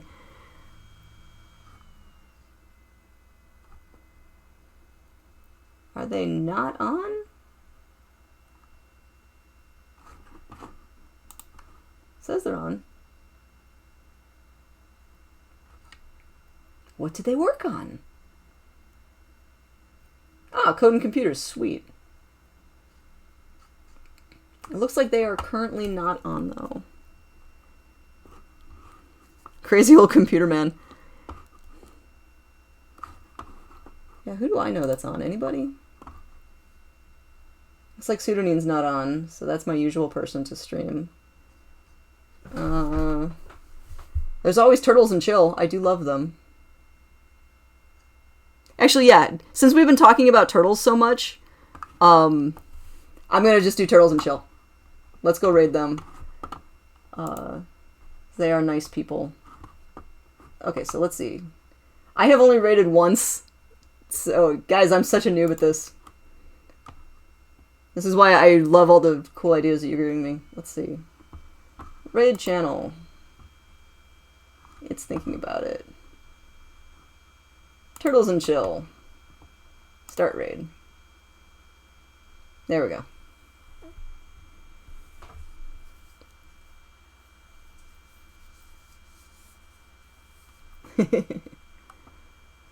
Okay.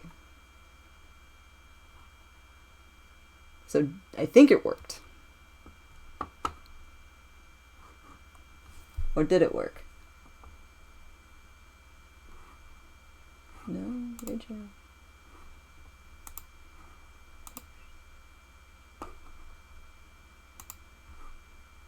It's working. Okay, great. It's just slow. Yeah. Because I have to say, they've been my go-to to chill and to appreciate turtle.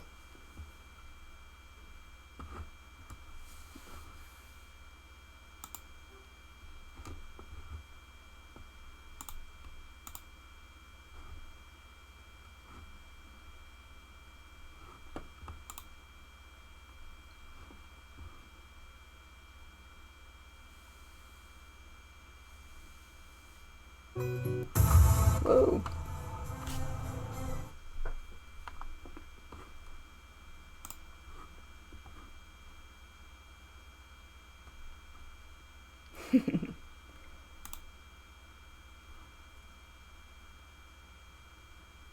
Okay.